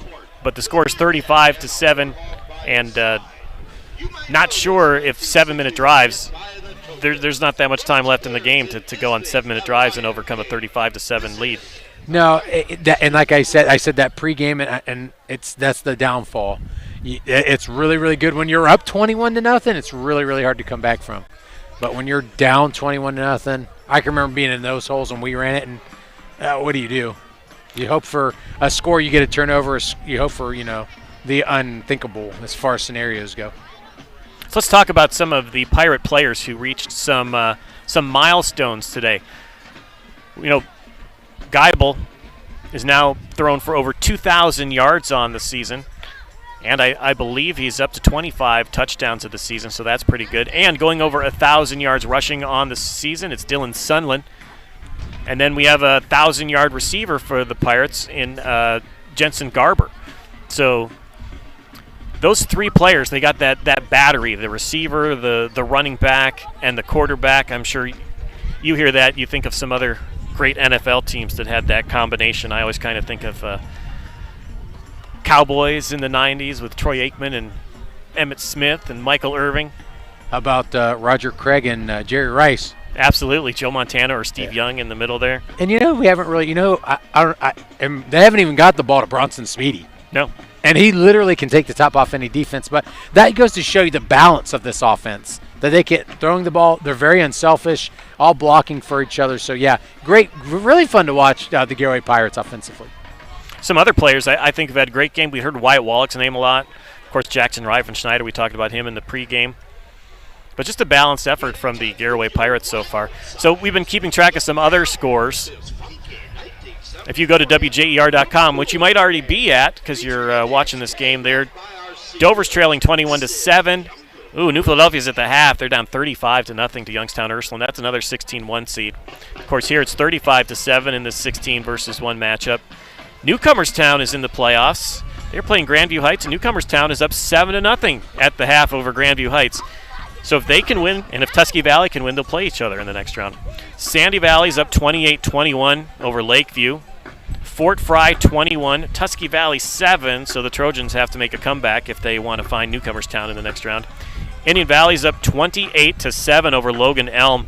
They are the lower seed there. 13 against a 4. Yeah.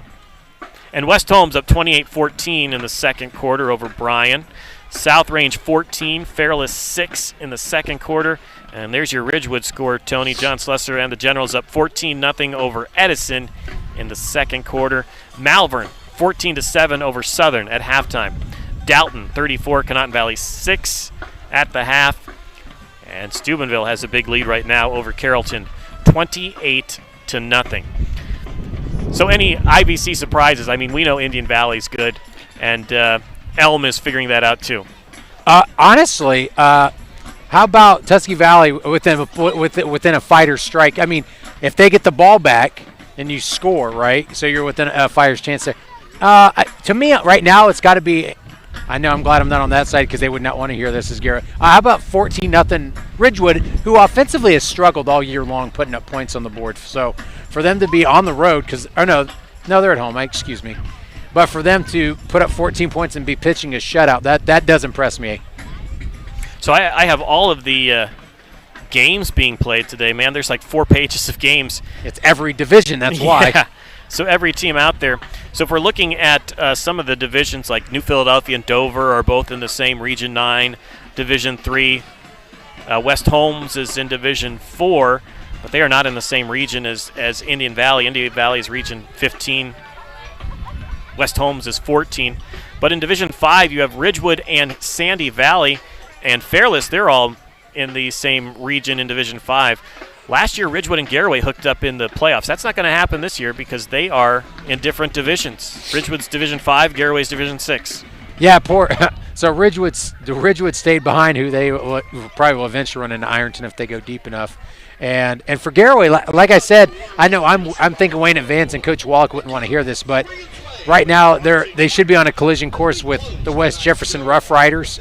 And then if they were to win, they'd be on the same half with, correct me if I'm wrong, would it be Wheelersburg on that half with them, or it's one of those teams? They're going to run into somebody. I'm not really sure there. It depends on how the state pairs them. In the region that they're in, Garaway is the 1 seed, and again they're playing Rock Hill, the 16 seed. But in that same region, you have Tusky Valley and Newcomerstown. And if Tusky Valley and Newcomerstown both win their games today, they'd play each other. And then wishful thinking among, Tuscarawas County fans, Garaway could play one of those teams in the finals. But their big challenge, the 2 seed, as we look through here, the 2 seed is West Jefferson in the region. So a regional final would be them. Did you say Newcomerstown's up 7-0 at the half? Newcomerstown up 7-0 at the half. They are on the road at Grandview Heights. Playoff win, and oh boy, we'd have to do some digging. A long time. Well, they've been making some history at Newcomerstown. They celebrated the 100th anniversary last year, I believe, of their first game. They hosted a playoff game last year for the first time. This year they're on the road. They could win. They're at Columbus, Grandview Heights. A lot of teams having to make a pretty decent trek here for their first-round playoff game. And again, I say this every year. I don't care if it's volleyball, softball, baseball. The IVC, top to bottom, Division 1 through 7, one of the best and most competitive. And it's showing right now. So right now we are at halftime. It is 35-7. Garaway is ahead of Rock Hill. It is the Pirates and the Redmen. Tony, I'm trying to look for Ironton in this list of teams here. The big one is Kirtland in Division 6. Kirtland there. I'm sorry. Kirtland's the team there it is. To beat, I believe, in Division 6. Of course. That's Kirtland. I'm sorry. Excuse me. I misspoke. I was thinking D5. I'm sorry. Right. D7 it'd be Marion Stein, Marion Local.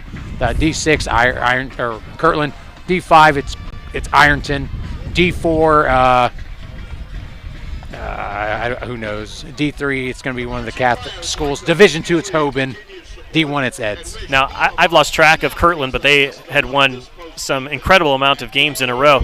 They finally lost 9-1. I mean, the surprise that they're even 9-1. That's so 9-1. They are the 1 seed in Region 21 in Division 6.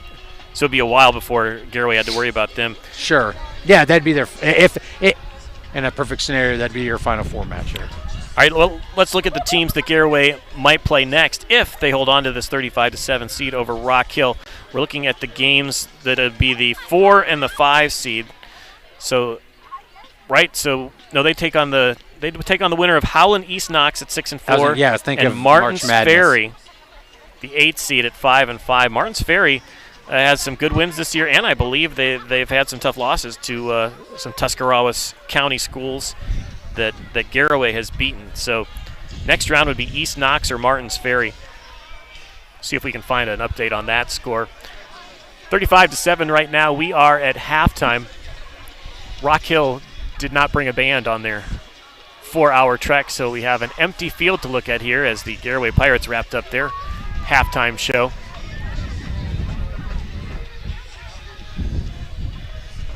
Sorry, Bill. I'm trying to see if I can find a that's excellent. score. So, again, you are watching WJER's coverage of OHSAA high school football.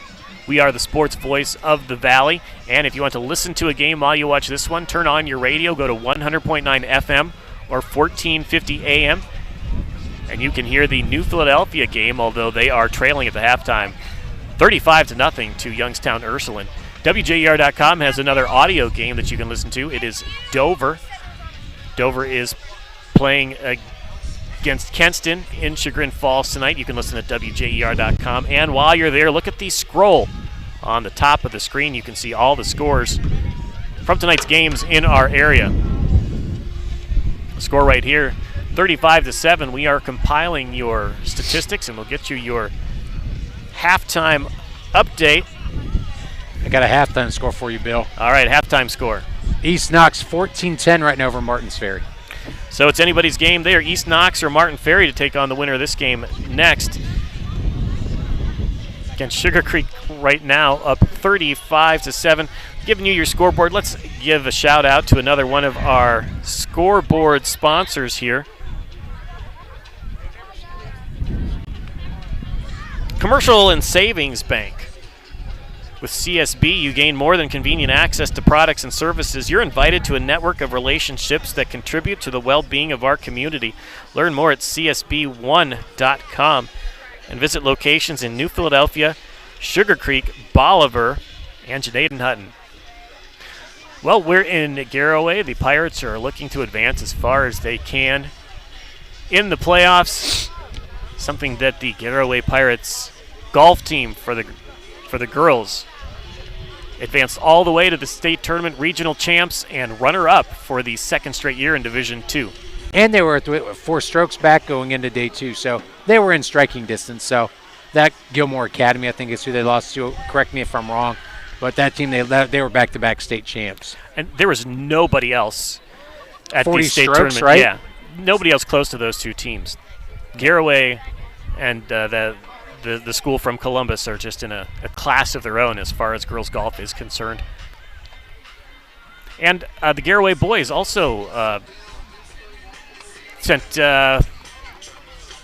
They sent. He placed 16th. Yeah, and he came back. He's trying to think of his name. And it's escaping me right now. I'll think of it halfway through. I want to see, was he Troyer? So we are here on the hill in Sugar Creek. It's halftime of this game, and we are trying to think of the golfer for the Garaway Pirates. I'd like to take a moment, Bill, on the behalf of WJER. Thank you for the Garaway Athletics and the high school administration here for giving us an opportunity to call the game here tonight at Garaway High School. Yeah, and you know what? It stopped raining. So that is outstanding. Trace Gibson, the junior for the Garaway Pirates. How could we not remember Trace Gibson? I was thinking of the kid from Highland. I'm sorry. He is the Eastern District Player of the Year. Sorry, Mr. Gibson. Trace Gibson. Incredible second round there at the state tournament because it was raining on them there too. I can't remember how many strokes he jumped up. Oh, it was a lot. What a golf program they have out here. Boys basketball, Garaway's got it going on. They've got a lot of really great athletes here, good administration, good coaches, and good kids. It takes the kids to buy into these programs and have good attitudes. I follow Garaway Pirate Golf on Facebook. So here's what Trace did. He climbed the leaderboard 11 spots on the second day to finish 4th place. Oh, my goodness. Out of 72 golfers. I think he was like 16th going into the day 2 or something. Yeah, that'd be about right. 11 spots, yeah. Yeah. Shot a 2 over par 73 on the second day in the rain. So congratulations to Trace Gibson, who just this week was named the Eastern District Player of the Year in boys golf, the junior from Sugar Creek. And, of course, the Garaway girls golf team, state runner-up in Division II. All right, it's 35-7 here at the half. Garaway leading Rock Hill in a Division VI football playoff game. We're going to take a break, and then we'll be right back on your sports voice of the Valley. The First National Bank of Denison is proud to be your locally owned community bank. As a community bank, they're also proud to be a sponsor of today's game. Supporting local high school athletics is just one way the First National Bank gives back to the schools and communities that have helped make them successful. The First National Bank of Denison, proud to be your locally owned community bank. Visit them online at fnbdenison.com. Member FDIC, Equal Housing Lender. Wendy's new breakfast 2 for $3 Biggie Bundles let you create your own delicious combo. Choose from a sausage biscuit, egg and cheese biscuit, small seasoned potatoes, and a medium hot coffee. But it's obvious which combo's the best. Sausage biscuit and small seasoned potatoes. Well, maybe it's the fresh cracked egg and cheese biscuit with a medium hot coffee. Or 2 savory sausage biscuits. Whichever you pick, you can't go wrong. Choose wisely. Choose Wendy's new 2 for $3 Biggie Bundles. Limited time only. U.S. price and participation may vary. Not valid in a combo. Single item at regular price. Subway is upping their game with the All-Star Subway Series menu. Like number 16, the All-Pro Sweet Onion Teriyaki, a new twist on an old favorite. Or number 18, the new Ultimate BMT with salami, pepperoni, and Black Forest ham, topped off with extra provolone. And all of the new Subway Series subs are piled with cheese and fresh, tasty toppings. I can't wait to try them all. It's the Subway Series menu, Subway's tastiest menu yet. Attention local businesses. Are you looking to expand, invest, or start a new venture? This is Chris Delatorre at the Commercial and Savings Bank. We know that growing your business takes more than just hard work. It takes the right financial partner. At CSB, we offer a range of commercial lending solutions tailored to your unique needs. From equipment financing to expansion loans, our team of experts is ready to support your success. Call or text us at 800-654-9015 to discuss your business goals today. The Commercial and Savings Bank, empowering local businesses. Member FDIC. All right, we're back on the hill at halftime as the Garaway Pirates lead the Rock Hill Redmen 35-7. About to bring you your stats report. Let's go through some scores first. New Philadelphia down at the half, 35-0. Garaway here up 35-7. Newcomerstown up 7-0 at the half over Grandview Heights. Another halftime score: Sandy Valley 28, Lakeview 21 at the half. Fort Fry 21, Tusky Valley 14. Tusky Valley within a touchdown there. Indian Valley up 28-7 over Logan Elm at the half. West Holmes 35, Bryan 21 in the second quarter. South Range leading Fairless 28-13 at the half. Ridgewood 21, Edison 0. That is at halftime. Malvern up over Southern 14-7 at the half. Dalton has 34, Conotton Valley 6 at the half. Steubenville was leading big 28-0 over Carrollton at halftime. Harrison Central 28, Triway 10 at the half. And the game at WJER.com, the Kenston Bombers 24, Dover 7 at the half. Here it's 35-7. A couple minutes away from the second half of this game as Garaway takes on Rock Hill. And we have some stat reports. Hey, thanks to Ken Lammers for compiling the stats for us tonight. Tony Pellegrino, take it away. For Rock Hill, the visiting Redmen, they had 111 rushing yards as a team, 11 passing yards for a total of 122 total yards of offense. For the Garaway Pirates, 104 rushing yards, 130 passing yards for a grand total of 234 total yards. When we look at Red Hill, their quarterback, Dalen Cox, was 1 of 4 for 11 yards. Catching that pass for him would be Anthony Stamper, their all-around guy. He also carried the ball 14 times for 61 yards. Levi Giles had 6 carries for 33 yards. And number 50, Chase Sizemore, had 3 carries for 8 yards. When we look at the Garaway Pirates, this is impressive. Brady Geibel, 12 of 13, 130 yards and 2 touchdowns. He also rushed the ball 3 times for 16 yards. Also carrying the ball for the Garaway Pirates, Wyatt Wallach had 1 carry for 17 yards. And Mr. Do-It-All, Dylan Shunlin, 8 carries for 71 yards and 2 touchdowns. Catching the ball from Mr. Geibel is going to be Braden Raber, 3 catches for 37 yards. Jensen Garber, 5 catches for 54 yards. Wyatt Wallach, 3 catches for 23 yards.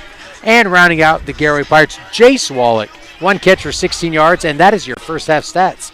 Very Brought good. to you in part by Ken Lammers. Hey, thank you to Ken Lammers, the Duke, providing the stat update here. We'll keep him busy in the second half, too. 35-7 the score. And big discrepancy in the yards. So we got a score, we just told you, 24-7 at the half for the Dover game. This is at WJER.com. Kenston Bombers over 300 yards of total offense. Garaway just over 100. So Kenston putting some yards on the board over Dover. Yeah, I mean, sounds like it's rough sledding up there in Chagrin Falls. As is, it's tough sledding here for Red Hill. So, but this is my favorite time of the year, Bill. You want to know why? High school football's in session, right?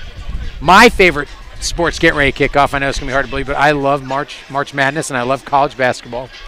I love wrestling. Hockey just started, and the NBA just started. If you're a sports guy, this is your time of the year. And if you're a wrestling or basketball person here in Garaway for the boys, you're probably not seeing those seasons start for a few weeks here, the way that Garaway's playing. And I'm sure there's some wrestlers out there for the Pirates and basketball players who aren't going to see practices for those sports for a few weeks, as the way they're playing today suggests that they're in for a deep playoff run. Not only that, but typically you give your body at least 1 week off after your season ends. I did. I can't attest for other people, but I did. So the playoffs this year, they continue after Thanksgiving. So we're a little less than a month away from Thanksgiving. Playoff games that weekend, and then the following weekend, I believe, is when the state championship games are. December 1st. Into December, yeah. I think it's, correct me if I'm wrong, the November 30th, 1st, 2nd, and 3rd. If I'm, don't quote me, I'm almost positive though. It's something like that. So high school football in December. If you win it all, if you've had all 10 regular season games, then you have a 15-game season for the state champions and runners-up. That's a lot of football. Would you like to play 15 games of football in high school? Listen, the only thing I ever wanted in athletics, and my wife, I always wanted a championship ring. I would give a lot of things to go back and win a state championship. Yes, 100%. I don't care what it took. I think adults maybe look at it and say that's a lot of football for kids to be playing, a lot of wear and tear on their body. I don't know that any of the athletes say, I don't want to play 15 weeks of football. I played my senior year. We went to the second round, so 12 weeks, but I would give anything to play 3 more weeks and played at Tom Benson Hall of Fame Stadium. Now, granted, we'd have got blown out, but that's not the point. Well, Garaway is in this first round playoff game is up 35-7 over Rock Hill. Story of the first half was the Garaway Pirates scoring touchdowns every time they touched the ball, forcing 1 turnover for Rock Hill, 2 other turnovers on downs for Rock Hill. They did get a touchdown drive in the second quarter to make it 28-7, but Garaway came right back on a 4th down conversion. It was Dylan Sunland with the 20-yard touchdown run, turning on the speed as he went around the left end there. So that's our score, 35-7. The alarm is going off. We are about to kick off the second half here on the hill in Garaway.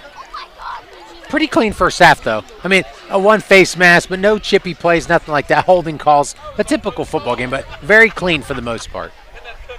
And I'm sure Coach Jason Wallach had some things to say at halftime, though, with some of the unforced, uncharacteristic errors in the first half. Oh, yeah. 3 huge holding penalties. Honestly, the face mask, you don't say anything about that. That's just you're trying to make a play. But, yeah, those 3 holding penalties were huge.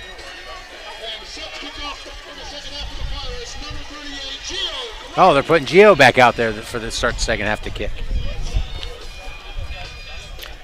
Well, he was a perfect 5 for 5 on his extra points so far today. By kicking off, he's kicked 2 of his 4 out of bounds.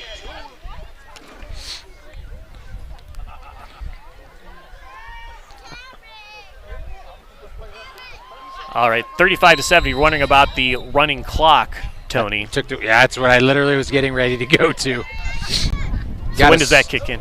If Garaway holds them, they're up 28. If Garaway holds them and scores, game on. The only time it stops is change of possession. So what does the point difference have to be? 30. So if they hold Red Hill here, stay in your lane. So the Redmen get a return out to the 20. Gio Colon kicked it deep that time.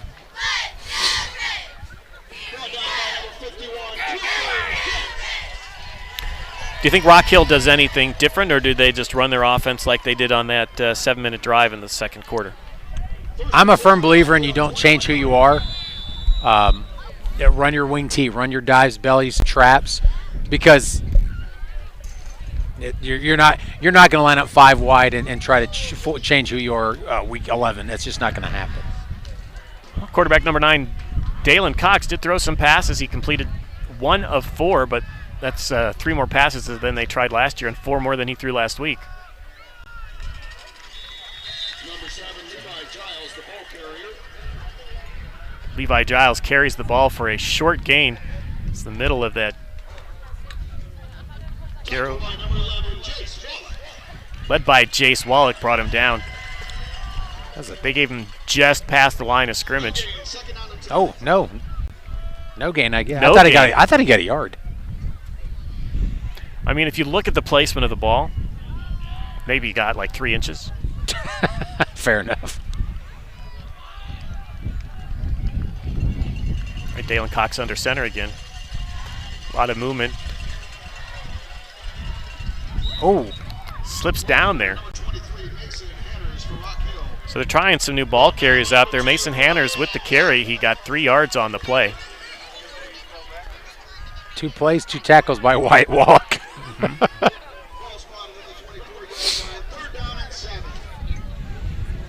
So 3rd and 7 as we start the second half here on WJER Sports. Passing down for many, but for Rock Hill, there's no receivers out there. But they are throwing the ball. Oh my! 2 players in the backfield. And guess who?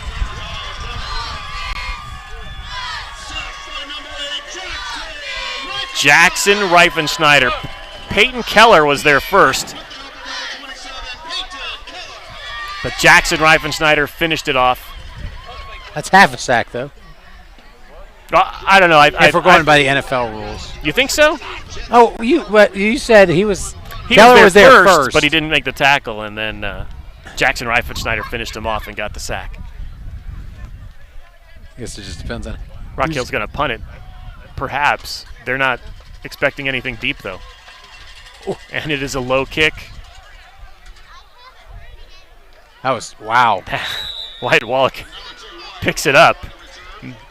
He was between a rock and a hard place there. Why did that Walk catch it? Why didn't the other one lay out and block it?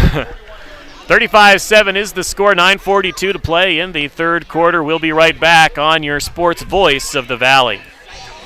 Attention local businesses. Are you looking to expand, invest, or start a new venture? This is Chris Delatorre at the Commercial and Savings Bank. We know that growing your business takes more than just hard work. It takes the right financial partner. At CSB, we offer a range of commercial lending solutions tailored to your unique needs. From equipment financing to expansion loans, our team of experts is ready to support your success. Call or text us at 800-654-9015 to discuss your business goals today. The Commercial and Savings Bank, empowering local businesses. Member FDIC.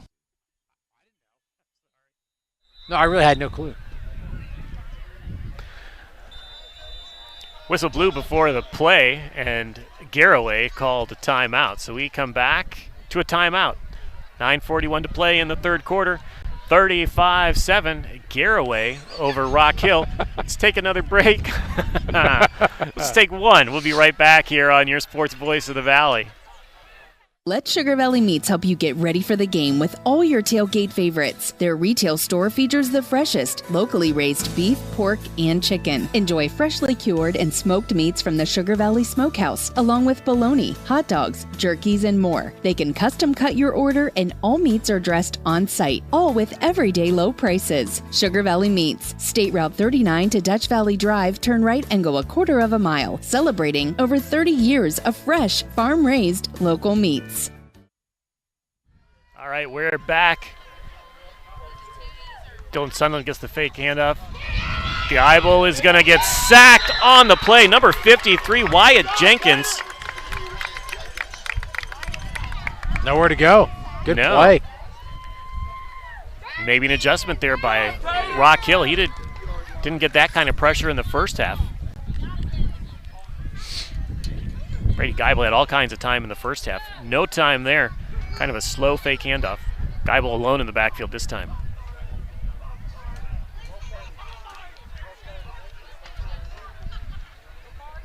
Rock Hill coaches are still into it. I was going to say defense. Brady Geibel looking deep this time. Gets the comeback route. Completes the pass over here. Jensen Garber with the catch. It's been a big game. Still makes it 3rd and long. 3rd down and 13 to go.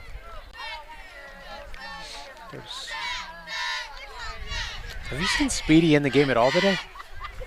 For Garaway, number 12? I don't know if I have. I'm not going to speculate, but. It's delayed blitz coming. It's a screen to Dylan Sunland. He catches it, but there are 3 guys around him, and he gets taken down.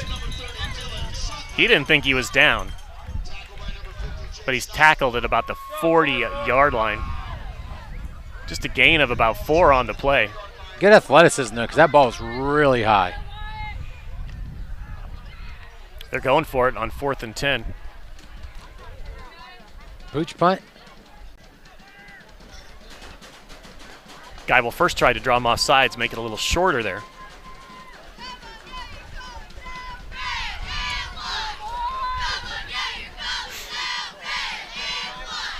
Geibel looks to his left.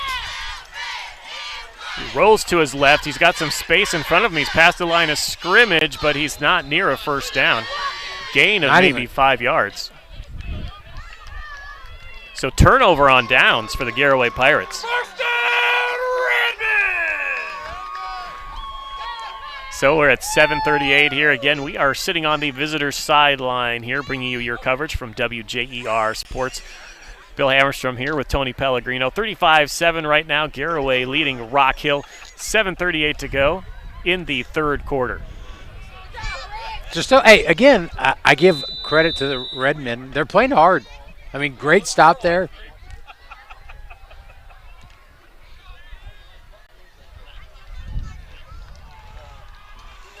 That's a big victory for Rock Hill in the story of this game. Little fake. They find some space up the room. Stamper again. Gets about 7 yards on the play. That dive play has been bread and butter. I see why he rushed for 219 yards last week. And he's not going to do that tonight, but he's still having a big night for them.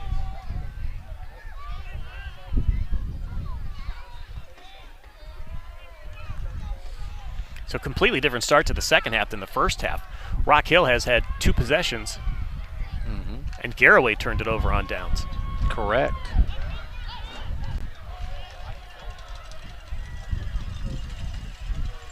Handoff again to Stamper. He does find a hole, gets through for a first down, gain of about 6 yards again.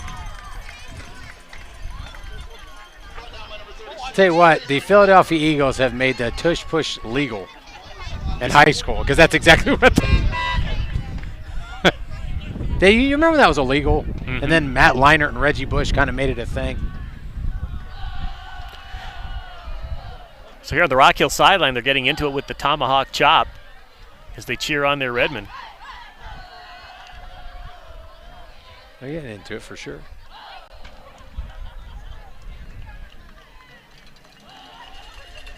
Must have brought their own sound system because they didn't bring a band.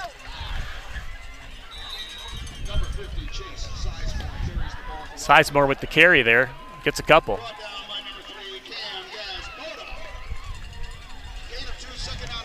Second and 8 as the Redmen cross midfield for the first time this half. We're already halfway through. And no running clock. No running clock. Although there's a running clock when the Redmen have the ball because they are always running. Very methodical, though. So far, no negative plays, which doomed them in the first half. I think I just doomed them there. I think I cursed them. Ooh, I thought.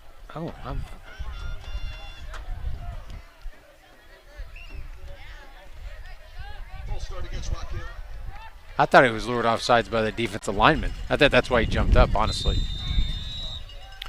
So a second and long, 2nd and 13. Moves into the other side of the field.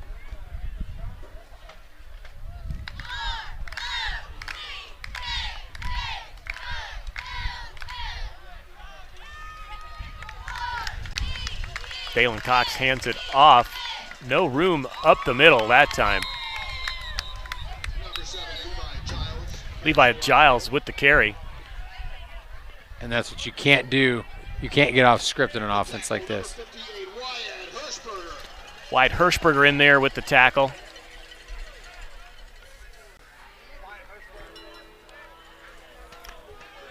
So 3rd and 14, loss of 1 on the play. TFL for Hirschberger on that one. Take away his 1 face mask penalty. He's played a great game too. We are down to 4:45 in the third quarter. 3rd and long. They are going to throw it. This time he was looking for the pass. It is picked off, intercepted by the Pirates. Pick 6. He's all the way to the end zone. Number 5, Ethan Kimball picks it off and scores. Touchdown, Pirates. What a great job. In his defense, they've tried to hit that wheel route a couple times now, and I think he just sat on it that time. Great play. So Ethan Kimball, the senior, with the pick 6 for the Garaway Pirates, puts them in running clock territory with a 41-7 lead. Now we're at running clock territory. As the extra point is on the way. Gio Colon tries to stay perfect on the point afters. And good job tight roping that sideline on the pick 6 as well.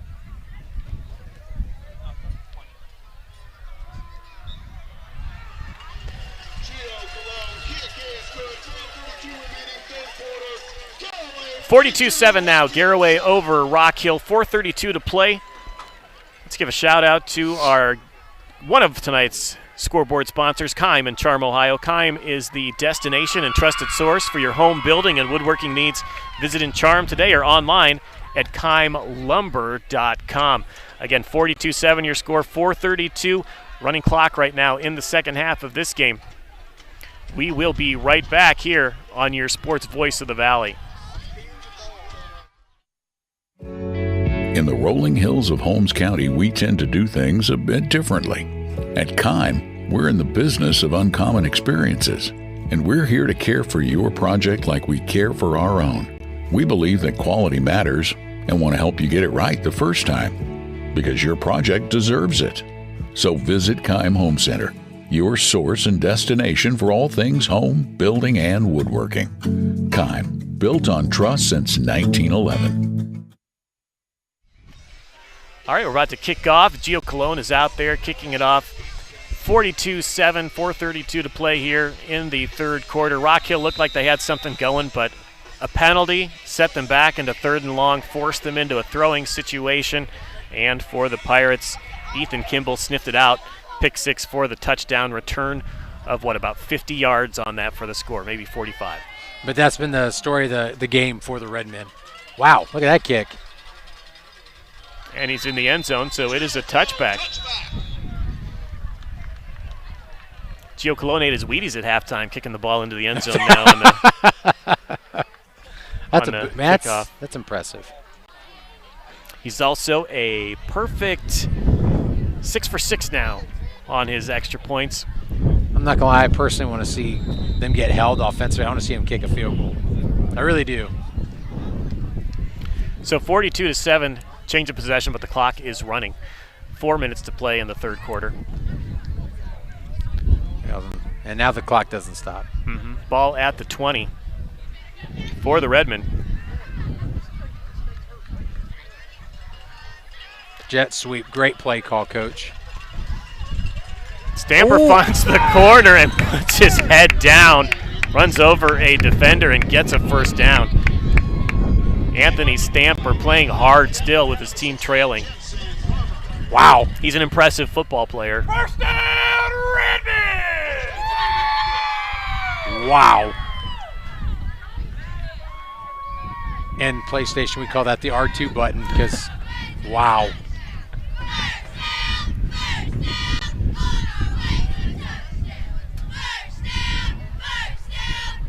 So again, clock runs, 3 minutes to go here. Another end around here. Number 23 gets the ball, but this time he is swallowed up. Standing in his way was Clayton Downs.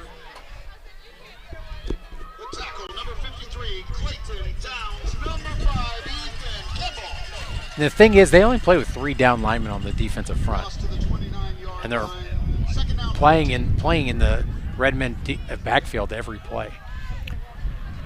Tackle for a loss of about 4 brings up 2nd down and 14.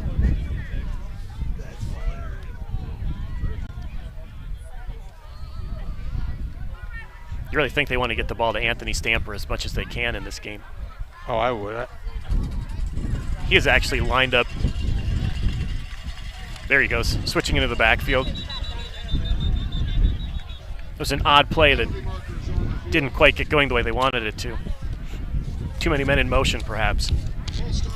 And Bill, he's only a junior. So he'll be back for another campaign for the Redmen next year. So Rock Hill has some young athletes. We pointed out number 74 as a sophomore, their guard there, Daniel Medinger. So they got their blocker, they got their running back. Quarterback's only a sophomore too, Mr. Cox. So 2 years in a row they've made the playoffs.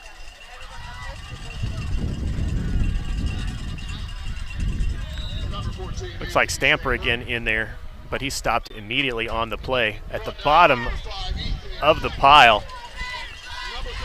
is Wyatt Hirschberger.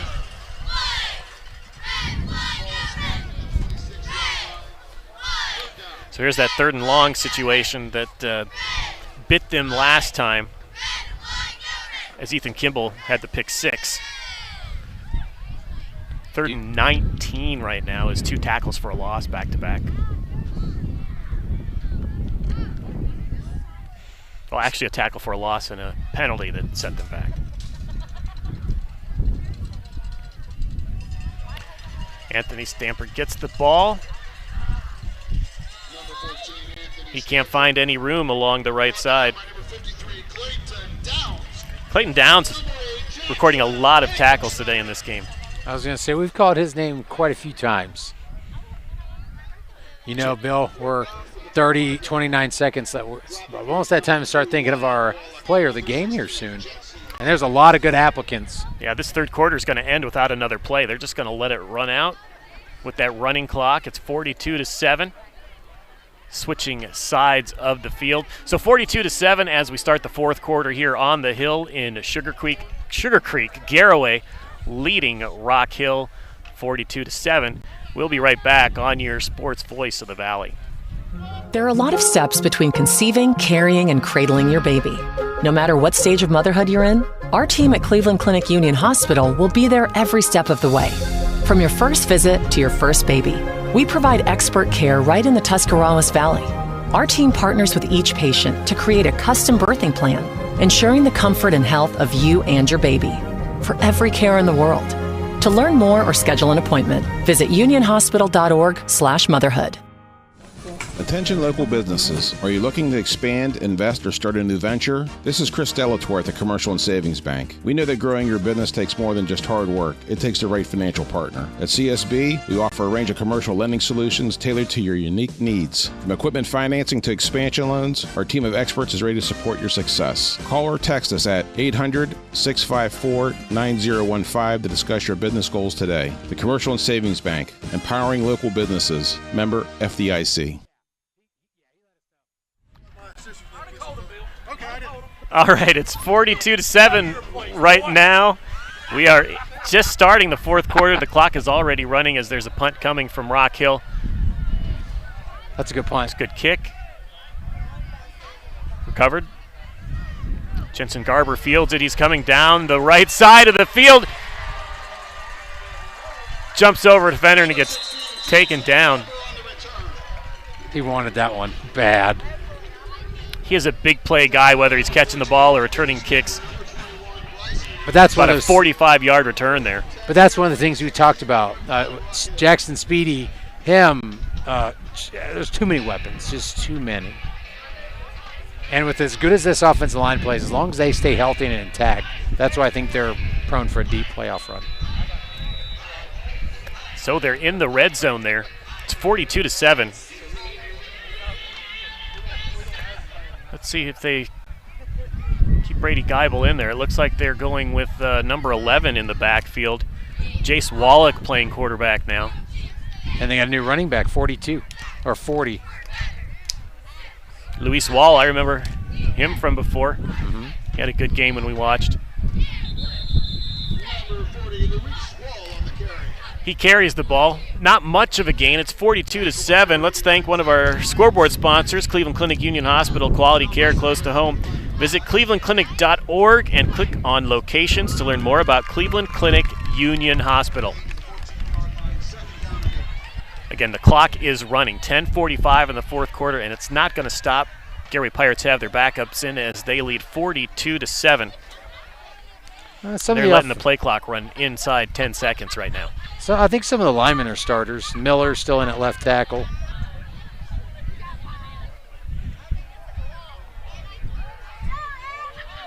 Luis Wall with the carry again.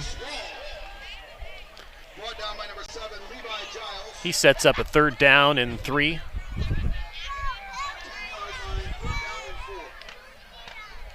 They're at the 10-yard line. Down to 10 minutes to play in the 4th quarter, 42-7.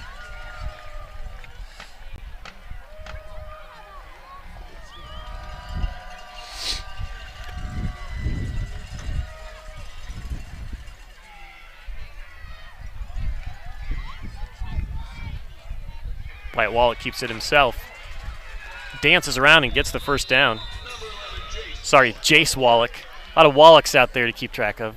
Well, there's Wyatt, there's Jace, there's I feel like there's 3 or 4 of them.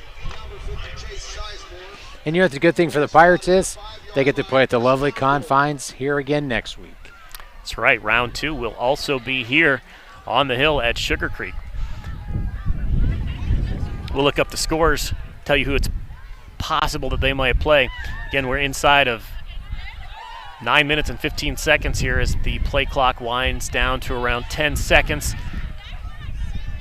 Again, we have Luis Wall in the backfield next to Jace Wallach as Brady Geibel and Dylan Sunland are done for the day for the Pirates. Wallach keeps it himself, spins around, heads to the end zone. He's short. It's a 2nd and goal from the 2. Again, as we run out of time, let's thank another scoreboard sponsor, Wendy's, our local Wendy's restaurant. Stop at any of your local Wendy's following the game. Wendy's, where the recipe is quality. Tony Pellegrino. I'm Bill Hammerstrom, and we have a score update. Yes, sir. The East Knox Bulldogs are up 28-17 over Martins Ferry. So if that holds up, the East Knox Bulldogs from Knox County will be making the trip to Garaway. And that is not a 4-hour ride for them. So we'll have to do some homework on the team from Knox County. They were in their regional finals 3 years ago. They were really good then. Jace Wallach drops the snap. Gets kicked around a little bit, picked up. Is that Luis Wall? That football, I think, bounced off the ground into his arms. He was in the right place at the right time. Johnny on the spot, as they call it. So the clock is running, 7:40 to go here. It's 42-7. Some other local scores. Dover still trailing. Youngstown Ursuline is way ahead of New Philadelphia, 42-0 in that game. Again, here it's 42-7. Garaway with the lead. Closing in on 7 minutes to play in the 4th quarter. Just running out the clock on this big victory.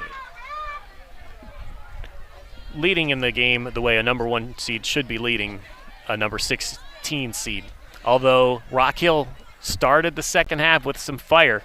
A couple of drives held Garaway to a 4-and-out turnover on downs, but the interception returned for a touchdown by Ethan Kimball for the Pirates that essentially ended the game, I would say. I wonder what the meeting here with the officials is.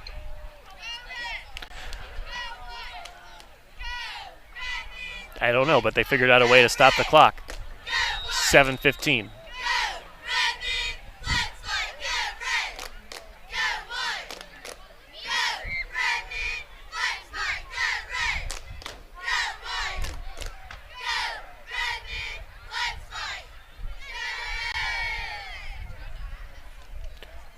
Jace Wallach looking to throw, but he'll run it, he'll tuck it, and he'll go down behind the line of scrimmage. Gio Cologne time. Yeah. Here he comes. Gio Cologne. In to try the field goal. He makes this. He's my vote for player of the game. 7, it'd be 10 points just for him. Tony's hoping for a couple of holding calls before the kick so he can see him line up from about 50 and try it. They had a 55 in warm-ups. As of now, we're at, what, 25? Yeah. So 25-yard attempt from Gio Colon with 6 minutes to go. Oh, my. Are you Puts kidding? it through. Give him 26 on that one. Clock is running. 6:04, 45-7. Garaway over Rock Hill. We'll be right back on your sports voice of the Valley. Let Sugar Valley Meats help you get ready for the game with all your tailgate favorites. Their retail store features the freshest, locally raised beef, pork, and chicken. Enjoy freshly cured and smoked meats from the Sugar Valley Smokehouse, along with bologna, hot dogs, jerkies, and more. They can custom cut your order, and all meats are dressed on site, all with everyday low prices. Sugar Valley Meats, State Route 39 to Dutch Valley Drive, turn right and go a quarter of a mile, celebrating over 30 years of fresh, farm-raised, local meats.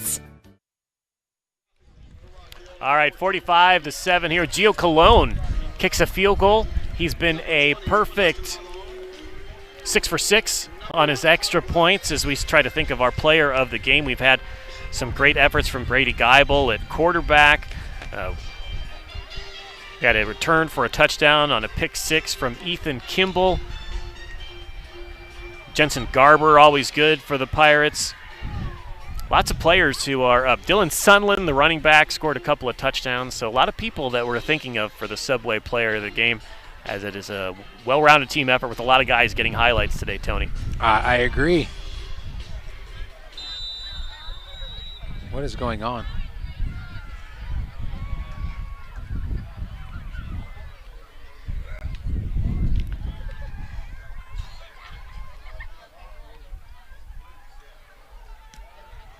That's that way out of bounds.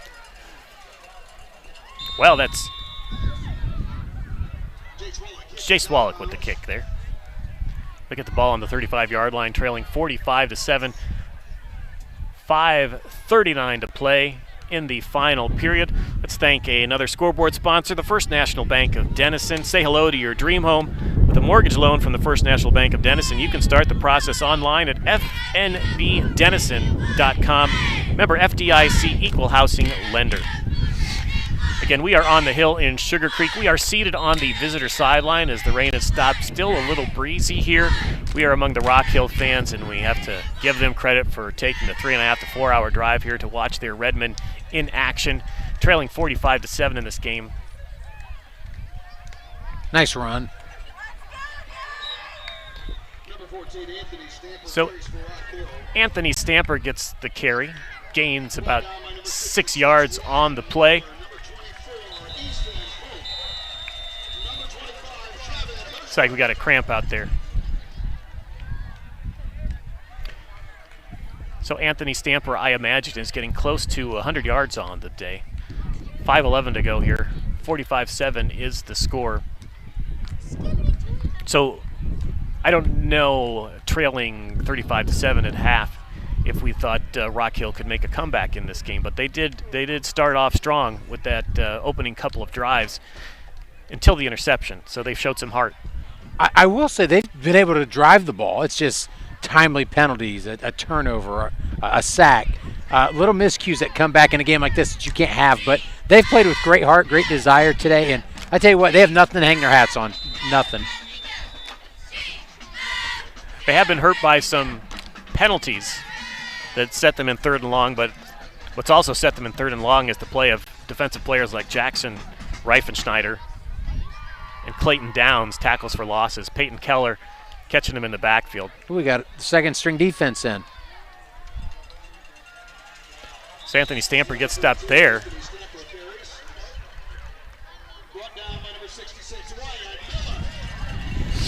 On to column 2 of the roster. 66, Wyatt Miller with the tackle, the sophomore. In the backfield, 5'7", 145 pounds, breaking through the line, and he's in the backfield. Looks like he's got a twin brother, Wyatt and Brady. It looks like and they're both sophomores. Quite a few Wyatts on this team. Must have been a popular name 14 years ago. A lot of people were watching Tombstone around that time in reruns on TBS, maybe. Nice run.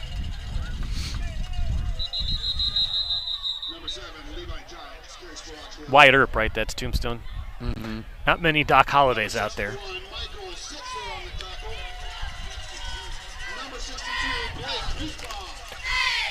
Clock is running with 3:50 to go here in the fourth quarter. Rock Hill picks up a first down, but they are trailing 45-7. The clock ticks under 3 minutes and 30 seconds to go in the game. Stay tuned after the game. We'll give you some scores. The ball is on the ground. Anthony Stamper is able to pick it up and get positive yardage out of it. Not a whole lot. Tripped up first by Blake Nussbaum. I tell you what, that young man's going to sleep good tonight. Cooper Gintz finished it up. Who's that, Anthony Stamper? Oh, yeah. I don't know. The way he's holding his side. Oh, he's taking some shots tonight, but he's dished him out, though, too, in fairness. He's ran over his fair share of Garaway Pirate defenders. He's definitely a football player out there. Anthony Stamper, number 14 for Rock Hill. I take him on my team. Absolutely. Down to 2:40 to play here. Remaining in the game. After the game, we'll get you a scoreboard update from some of the other games. Ball is on the ground again, and a penalty flag is on the ground. And I do have a final. All right. Hang on a second. Let's get the call on this, and you can inform us as clock runs under 2:25 right now. 45-7 Garaway. Just wrapping up this round one victory in the OHSAA Division 6 football playoffs. They're going to mark off 5 yards here. Nope, they're going to mark off 10 yards here. Oh, chop block. You don't see that called very often in high school. All right, what do you got, Tony? 42-0, Steubenville Big Red over Carrollton.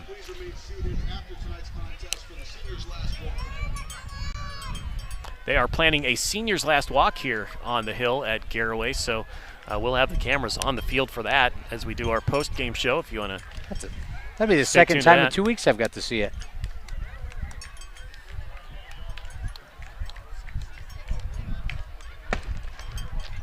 Ball is on the ground again. Looks Garaway like it's football. Scooted through. Garaway recovers. There's only a minute and 27 seconds left. Wyatt Miller, there's 2 plays in his limited. Look at that. Go Wyatt. 45-7 is the score, minute 27 left to play. Let's thank another one of tonight's scoreboard sponsors, T-County Boxing Academy. They're the area's #1 training center for those who are serious about boxing. They offer a variety of classes for youth and adults along with supplements for the best workouts possible. The T-County Boxing Academy is located on East High Avenue in New Philadelphia. Follow them on Facebook. Got another final. Another final from Tony Pellegrino. Sandy Valley 42, Lakeview 21. The Cardinals advance. Excellent. Indian Valley was leading Logan Elm 28-7. We'll try to get an update on that too. Get an update on some other scores, see who Garaway might be playing next week. This could be, going to take a knee here. Down to a minute left in the game. Again, it's 45-7. The clock is running.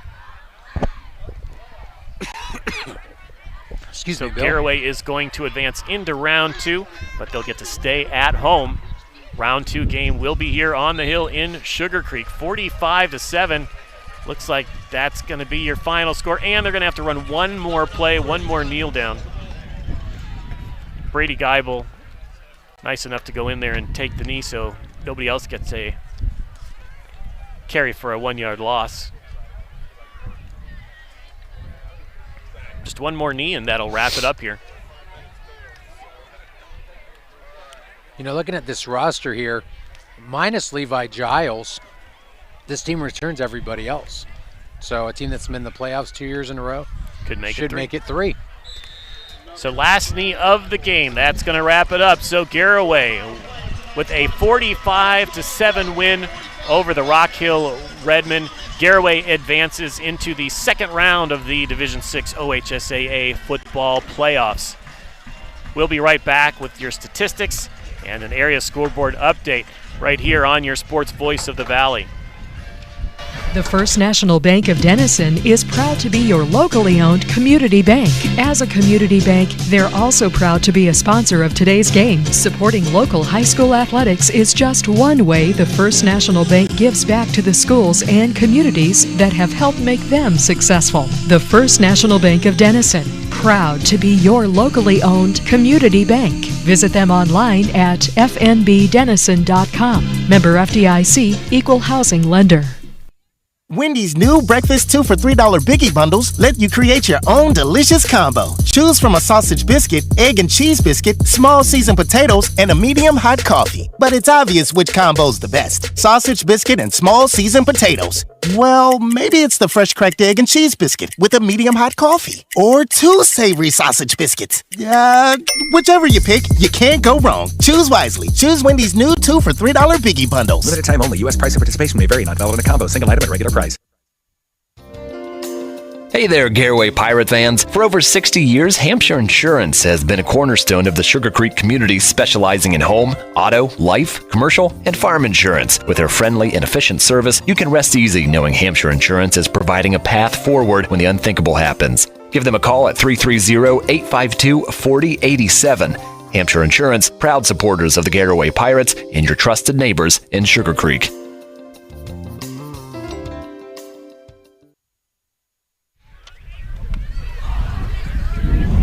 All right, welcome back to the Hill at Sugar Creek, where the Garaway Pirates defeat the Rock Hill Redmen 45-7 in this first round game of the OHSAA Division 6 football playoffs. Garaway came in as a 1 seed, undefeated. Rock Hill came in as a 16 seed, 4-6. They needed to win their final 2 games of the season to sneak into the playoffs. So 45-7, perhaps an expected final score when you see a 1 seed versus a 16 seed. But Rock Hill were hurt by their own mistakes in this one. Game started off quick with the Garaway Pirates scoring 2 quick touchdowns when Rock Hill fumbled the ball on their first possession, then had a big penalty on their second one. Turnover on downs. Garaway turned both of those into touchdowns. Never looked back. Halftime score was 35-7. Again, in the second half, it was a pick 6 by Ethan Kimball of the Pirates. Put Garaway ahead 42-7. That started the running clock. And then Tony Pellegrino's favorite player, Gio Colon, finished it off with a 26-yard field goal to make the final score. 45-7. Pirates over the Redmen in this first round game. Tony, like I said, maybe it's an expected result when you have a 1 versus 16 seed, but Garaway did what they were supposed to do. 100%, and the thing that sticks out to me the most for when I look at the Redmen, though, Bill, they had a great, honestly, yes, they lost, but a great game plan. They were able to move the ball. They were able to sustain drives, but those quote-unquote drive killers, the holdings, the fumbles, the turnovers, the fake punt, they came back to get them at the end. But yeah, when we look at Garaway, yeah, they had a few holding penalties, a couple sacks they gave up. But at the end of the day, they did what they had to do, and they did exactly what we thought they would do with a big victory here tonight. So again, we look at a bunch of different players who had excellent games. I heard Wyatt Wallach's name out there, Jackson Reifenschneider on defense. Of course, the quarterback, Brady Geibel, who's been our Subway player of the game in the past. He had an excellent game. I believe he threw just that 1 incompletion in the first half. Didn't really have the ball a whole lot in the second half because it was the defense that shut it down with that pick 6 from Ethan Kimball. Also had an excellent game from Dylan Sumlin, the running back. Scored a couple touchdowns for them. So, Tony, we're trying to think of who the Subway player of the game is. I just mentioned a bunch of different people. Jensen Garber had big kickoff return, had a big punt return, had a touchdown catch. Who do you think we should single out, though? I mentioned a bunch of different people.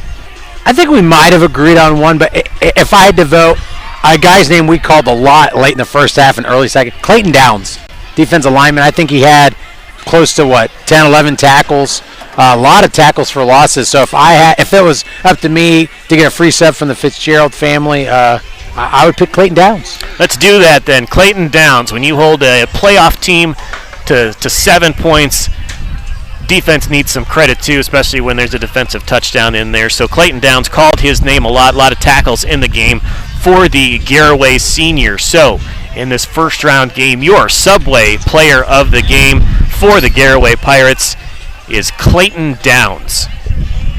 So congratulations to Clayton from your local Subway restaurants and WJER. Tony, final score here is 45-7. Again, I'm Bill Hammerstrom here with Tony Pellegrino.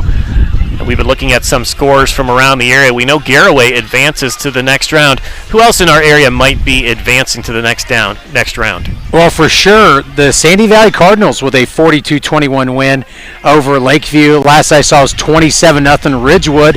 Looks like they're going to advance to play on in round number 2. I think New Philadelphia was down big to Ursuline. I know Dover was down 27-7 to the Kinston Bombers. Last I saw, Newcomerstown was up 14-7 in the fourth quarter. I know Connaughton was down. So those schools for sure have advanced. I don't know about the Malvern score. I haven't seen anything on that in a while. How about the lower seed Indian Valley? 42-14 in the fourth quarter over Logan Elm. They had to go on the road. That is not a road team score in the playoffs. 42-14 over Logan Elm. Indian Valley looking running for another run. That's a run. That was a running score. Running clock. And we said that pregame. How mad are you if you're Logan Elm? And look, Colton Thomas, Sam Carter, who's my guy? Grady Kinsey. I mean, they're good. So I saw that score with Newcomerstown was tied at 14 in the fourth quarter. Newcomerstown puts together some exciting finishes that I think are taking years off their young coach there. He's going to end up like me here soon. We're going to have the same hairstyle, me and Dirk Gadd. So again, here tonight on the hill in Sugar Creek, 45-7, the Pirates over the Redmen. Hey, let's give a shout out to another one of our scoreboard sponsors, Sugar Valley Meats. Sugar Valley Meats, take the short drive to Sugar Valley Meats, State Route 39 to Dutch Valley Drive, turn right and go half a mile. Visit online at sugarvalleymeats.com. Proud supporters of the Garaway Pirates. All right, we're going to take a break. Come back with some of your final statistics from this game as the Pirates win 45-7 over the Redmen here on your sports voice of the Valley. The Eat Fresh Refresh just won't stop. Now Subway is refreshing their catering with easy order platters and box meals perfect for any occasion. Start with sandwich or wrap platters. They're loaded with craveable crowd pleasers to feed your crew without all the work. Or try individually packaged box meals featuring a tasty 6-inch sub, foot-long, or wrap, plus chips and a freshly baked cookie. When you have a group to feed, make it fun, delicious, and easy with catering from Subway. Visit Subway.com to place your catering order. Advance notice may be required. That'd be their first playoff win in. Oh, boy.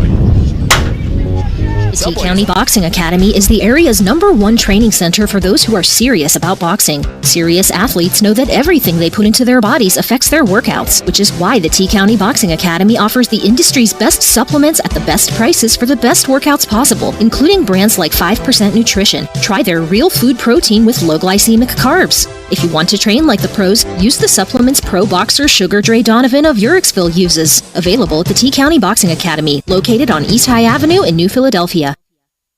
Let Sugar Valley Meats help you get ready for the game with all your tailgate favorites. Their retail store features the freshest, locally raised beef, pork, and chicken. Enjoy freshly cured and smoked meats from the Sugar Valley Smokehouse, along with bologna, hot dogs, jerkies, and more. They can custom cut your order, and all meats are dressed on site, all with everyday low prices. Sugar Valley Meats, State Route 39 to Dutch Valley Drive, turn right and go a quarter of a mile, celebrating over 30 years of fresh, farm-raised, local meats. All right, we are back here on the hill in Sugar Creek as Garaway takes this first round matchup 45-7 over Rock Hill. Have some other scores to report, but first let's go to our statistical report. Thanks again to Ken Lammers, the Dukefish, giving us the scores here. Giving us the stats. Tony Pellegrino is going to read them for us. All right, for the Redmen, 149 yards rushing, 11 yards passing, which give me 160 total yards of offense for the Redmen. And for your victorious Garaway Pirates, 113 yards passing, 136 yards rushing, which give them 249 yards of total offense. Running the ball for the Redmen, Levi Giles had 9 carries for 38 yards. Anthony Stamper, I'm happy for this young man, 22 carries, exactly 100 yards. Chase Sizemore had 4 carries for 10 yards. And Mason Hanners had 2 carries for -1 yards. And the lone reception was also from Anthony Stamper, 1 catch for 11 yards. And for your victorious Garaway Pirates, Brady Geibel, was 13 of 14, 113 yards, 136 yards passing, and 2 touchdowns. Rushing the ball, Dylan Scholl, 9 carries, 75 yards. Brady Geibel, 5 carries for 12 yards. Wallach had 1 carry for 17 yards. And those are your total team statistics here at the Hill in Garaway. So again, our Subway player of the game, not mentioned in the statistics because he was a defensive standout. Clayton Downs, number 53 for the Garaway Pirates, the senior, is our Subway player of the game in this 45-7 win for Garaway over Rock Hill. Tony, during the season we talk about the IVC South being a 4-headed monster, right? I mean, it was 3-headed and then Sandy Valley got pretty good. Tell me what those monsters are doing in the playoffs right now. Hold on, breaking news. For the first time, and Bill, you're going to have to help me out here. The Newcomerstown Trojans, 17-14 winners. So the one of the 2 monsters in the north come out. But IVC South, right? Is that what you just asked me? Absolutely. Indian Valley's up big. They're going on. Sandy Valley on. Garaway on. Ridgewood barring a catastrophic. All 5 of the monsters. I don't know if Tusky Valley was able to come back. Tusky Valley was down two scores late in the game. But so Sandy Valley, Ridgewood, Indian Valley, and Garaway all moved on. All right, IVC South champ here today. Garaway with the 45-7 victory over Rock Hill in the first round of the Division 6 playoffs. They will be back here on Friday next week, I believe, in the second round, right here on the Hill in Sugar Creek. Hey, a lot of thanks to Claxon Communications for bringing us this live stream at WJER.com and on the WJER YouTube channel. Thanks to Ken Lammers for providing some statistical backup for us here on the Hill in Sugar Creek. And for the WJER Sports Department, I'm Bill Hammerstrom, along with Tony Pellegrino. Thank you for listening. Join us next week as WJER's coverage of the high school football playoffs continue on your sports voice of the Valley.